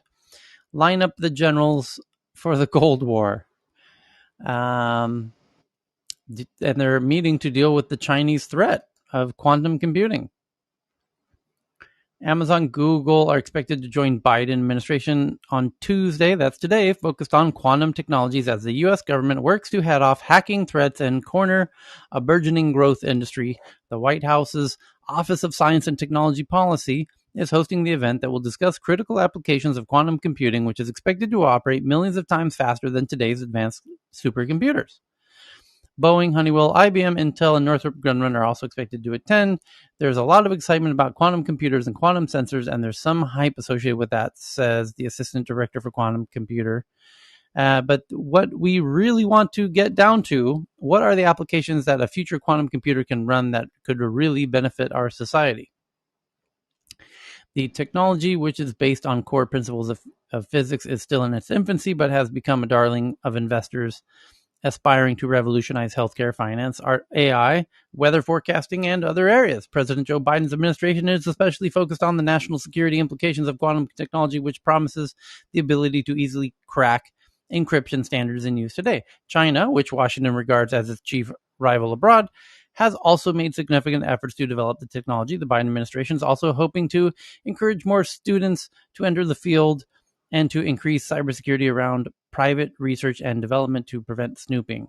Congress has already funneled hundreds of millions of dollars into the industry, including quantum research laboratories, and bills currently under consideration now can add billions more.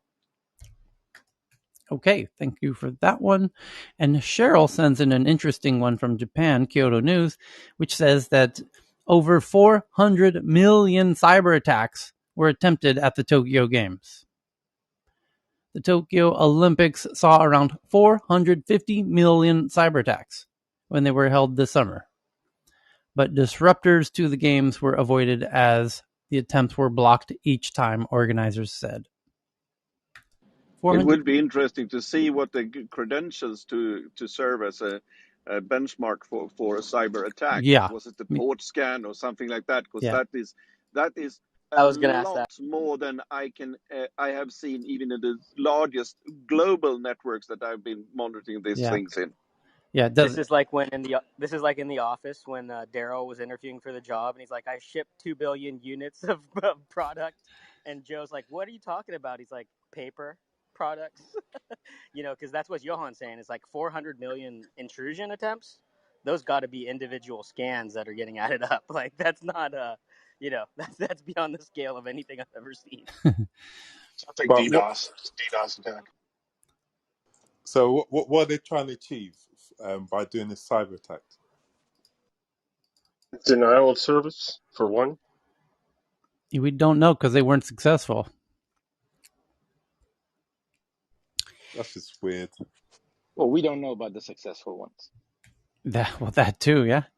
So the next one is an interesting one that we touched on last time we met, about a company that routes billions of text messages, basically the company between all of the world's leading telecommunications companies, meaning Verizon, AT&T, what have you, 3, Orange, all of these major telecom companies work together with one big company called Cineverse. And Cineverse revealed today that Cineverse handles billions of text messages a year, including your private SMS security codes that you get when you log into your apps. They handle those as well. And hackers have had unauthorized access to their system for years. So much for those private text messages. So much for your private anything, because they have access to your codes to log into your apps. And not just you, which, no offense, your emails are not that interesting. They have access to the admins of those apps. So they get to see everything everybody's doing in all the apps. This is the holy grail of cybersecurity hacks. And they've been hacked just for a few years. I mean, just since, I don't know, since I love Obama. how they say they quietly announced. Like, what Yes. does that mean? Yeah, they waited until Facebook went down to announce it. 2016, where they breached. Jesus, 5 years. So yeah, since Obama. They have to. Can we blame him? Thanks, Obama. Thanks, Obama. So I wonder if they did wait for something massive like the whole Facebook outage to quietly announce this, so no one could share it virally on Facebook. By the way, maybe now hang on a second. Hold the phone, Tyrone. Maybe we figured it out. Maybe they blew up Facebook to actually shadow away this little minusculous attempt to share our data. You can't really make a viral story if Facebook and Instagram and these other ones are down. That's very genius on their part. These hackers are clever. Now we have a roadmap. If any nation states want to shut down any of those services, they know they can just go to the border routers. This is better than Pegasus. This is like yeah, it is better than Pegasus. YouTube Music will launch free background listening starting in Canada on November 3rd. YouTube Music's lifting one of the most annoying limitations, but only in Canada. Today, YouTube announced beginning November 3rd, customers in Canada will be able to continue listening to their music in the background while doing other tasks on their phones or when the screen is off. Why would they do that? To compete with Spotify and trying to train users to know that you can build playlists of songs in YouTube and play those songs even when the screen's off, just like Spotify, for free. But okay, so the downside with that, with Spotify, with that free feature, if you've got a playlist, it doesn't play in the right sequence, and it does mix. It mixes it with some other random tracks as well, so it's not really viable. You mean in Spotify? Yeah, in Spotify. So if YouTube does the same thing, then I don't think they will. I think they'll just let you play the playlist you make. I don't think they'll randomize the order or shuffle it, as we say. It says free background listening is table stakes among YouTube's competitors. It'll be interesting to see if it does force a shuffle. But they're going to include ads anyway, so. Yeah, that's the most annoying part, isn't it? Yeah. So, because until now, I think people who had YouTube Premium could listen to YouTube in the background with the screen off, but that was a monthly subscription service. So correct. it's interesting to see that direction. Yep. So the next one's from Forbes. They said they have an exclusive that the government secretly orders Google to identify anyone who searched for a sexual assault victim's name, address, and telephone number. And we went through this one when we were here 9 hours ago. And it's quite amazing. We talked about a headline a week or two ago where the FBI has basically caught everybody who stormed the Capitol on January 6th because they very cleverly asked Google, show us everybody who had a phone inside the Capitol on January 6th, the morning of January 6th. Thank you. And they did. And they handed over, here's all of the devices and all the users of all these devices. And here's a nice list of everybody who stormed the Capitol. And that's called a geofencing warrant, where you can ask Google, tell me everyone within this geofence, this geography zone. You can do the same based on search terms, keyword searches. So police agencies and the FBI and whatnot can say to Google, we want to see everybody who searched for this person's name on this day in this city to solve murders and whatnot. And so this has been going on for a while, and it's now been publicly realized due to some court documents, what they're called keyword warrants.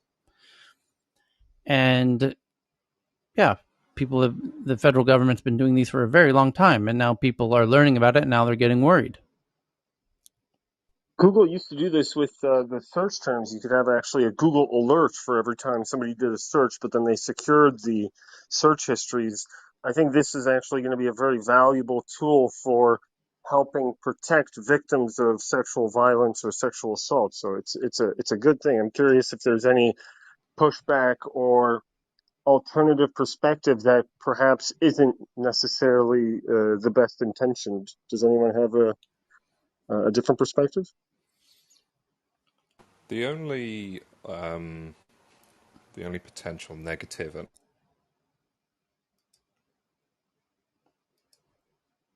comments are coming from the fact that quite often with these things it's a slippery slope, a sliding scale, as it were, a frog boiling in oil, and that nobody can argue that this isn't an exceptionally wonderful use of the data that Google has access to, but it starts off with one thing and then it becomes another thing, and then you see, well, you did this thing, so maybe now for this particular case we also need access to this.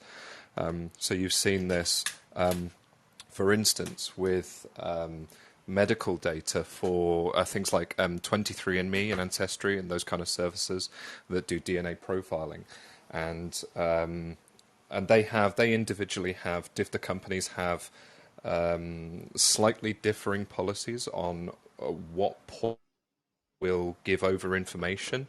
As in, it has to be a violent crime, it has to be a homicide, it has to be a case of rape, for instance, that they want to profile a specific piece of DNA and get data from these private companies' repositories.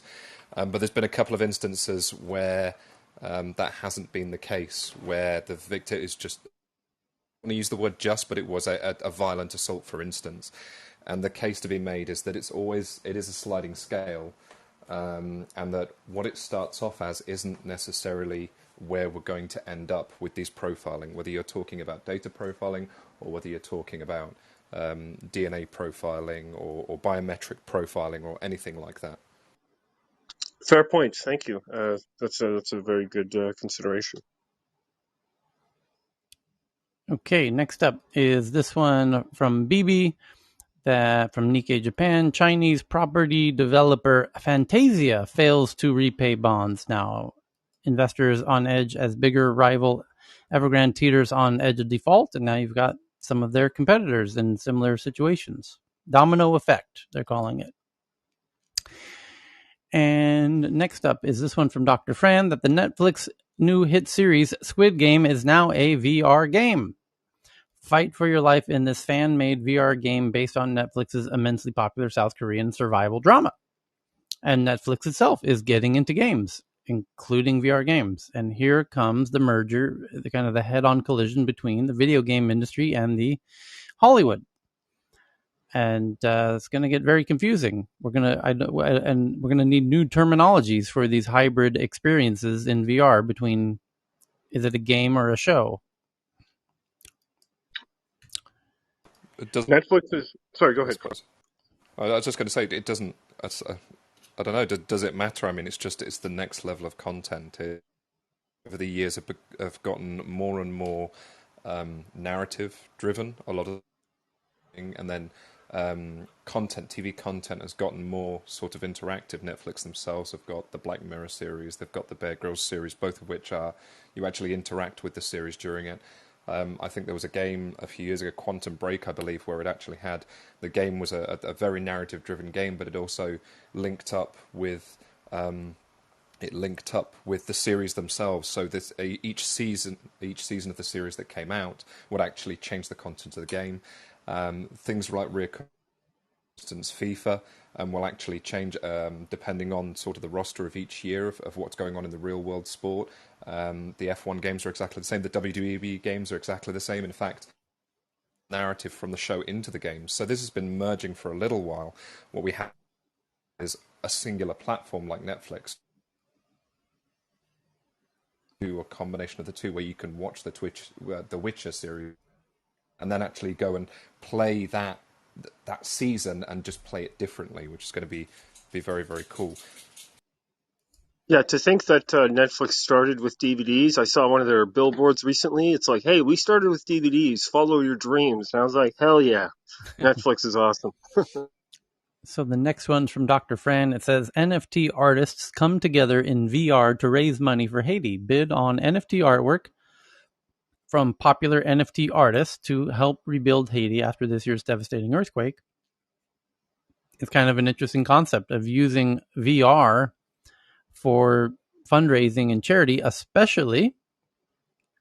And Scott at Charity Water deserves credit for pioneering this, I believe, because he was doing his Charity Water. He built a VR experience where he took a VR camera to Africa, where he had dug wells to engage with one of the communities there before, during, and after they installed a water pump well. And you could go there through VR and see what it's like living in this community in Africa and before the water, and walk with the lady down, many kilometers to the local water source and walk back, and then watch them build the well, and then after the well, and how to pump the well. And it's, this idea of creating a lot of empathy through VR for crowdfunding efforts like this is kind of genius. And you can, to add NFTs to that, even more so, is quite amazing. So just tweeting that one out. And then we've got... And in schools, right? Sorry, Tyler. Yeah, and in schools. That would be amazing. Like exposing... I would love for my 10-year-old... I mean, he's exposed anyway through the likes of YouTube and whatnot. And they learn about certain things in school. But I would love for him to really experience what it's like to sort of live in sort of the roughs of Africa, for instance, or, to experience the culture of China and what it's like to be affluent but also disadvantaged in those places. That would be amazing. But to have it through a technology that's seriously engaging, where it's not just, I'm looking at something on a screen. I think it would be incredibly beneficial to a whole lot of Westerners who have lost touch with reality about about life on planet Earth, and they have more in common with the Queen of England than your average person on Earth. Just living in their own little crazy bubbles. I have somebody that I know on Facebook yesterday was ranting about some incredibly trivial grievance about shopping on an IKEA website, and how, just ranting about how IKEA, how can you not know the inventory amount of this item until after I get to the checkout, and now you tell me that it's sold out. Why didn't you tell me it was sold out? Why did you even let me click the option to buy it? And I'm thinking, dude, you need to fast. You need to spend a little time in Haiti. You need to get on a plane. Like how can you scream at your neighbor for having a Republican flag if you have a deep understanding of what an 8-year-old child goes through in Nigeria, for instance? Yeah. Like you can't, can you? Yeah, the screaming happens for a Democratic flag too, so it goes both ways. Yeah, but you get my point, isn't it? It's like it gives you perspective. These are first world problems. Yeah. So the next article is, well, here's some first world problems. Oh boy, I wait, hang on. Here we go.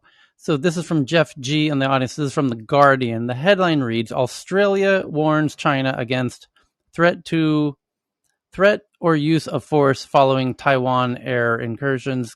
Australia weighs into dispute, saying it wants an Indo-Pacific region that is secure, prosperous, and based on the rule of law.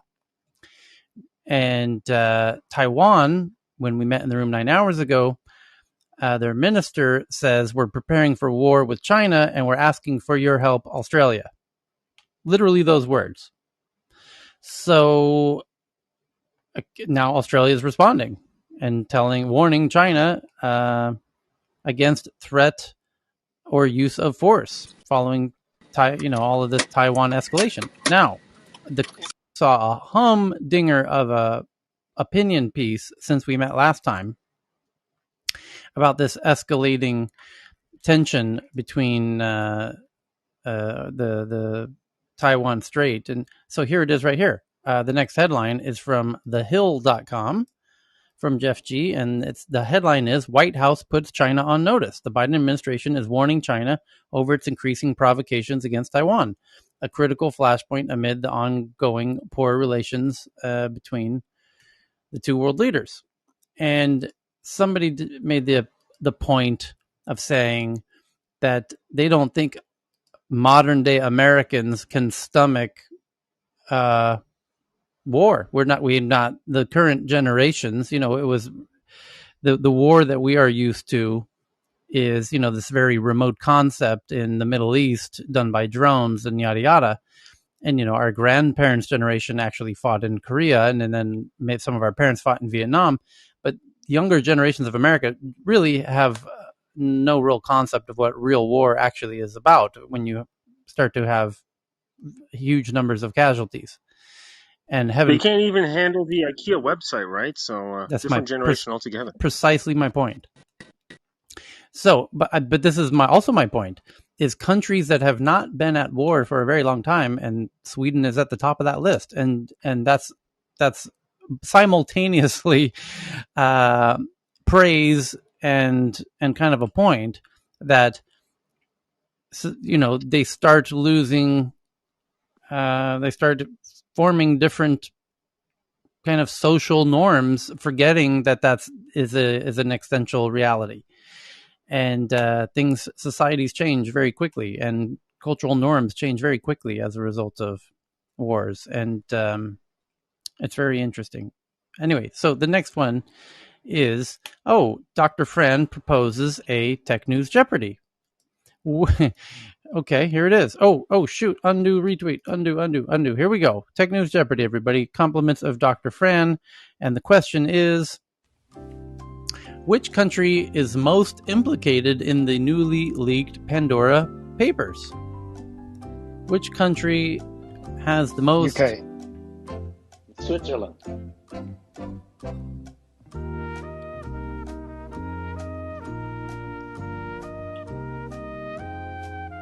Russia. India. USA. India. America. China. Time's up. Number 1 is Ukraine. Number 2 is Russia. Number 3, United Arab Emirates, and then Honduras, Colombia, Nigeria, UK, Brazil, and Angola. And I'm tweeting it out. Right, because all tax evasion or tax gymnastics is legal in America. Right. So the last one today, we got through all the tweets yet again. Well done, is from the New York Times about the Nobel Prize in Physics awarded for the study of humanity's role in changing climate. The work of Syukuro Manabe and Klaus Hasselmann and Giorgio Parsi demonstrate that our knowledge about the climate rests on solid scientific basis, that it's the result of humans. And they predicted this quite early, before ostensibly any other notable folks. And so they've won the Nobel Prize in Physics. Very cool indeed. And did we do it? We did. Oh, there's a couple of headlines since the last one came in. For example, the TSMC boss says that companies are hoarding chips. Johnson & Johnson seeks U.S. clearance for COVID vaccine booster doses. And it's from South China Morning Post. Chinese team develops camera to quickly spot defects in solar panels. There you go. We did it. That's all the tweets, everybody. We did it. Wow. 10 minutes early. So we will meet again tomorrow. Have a wonderful rest of your Tuesday.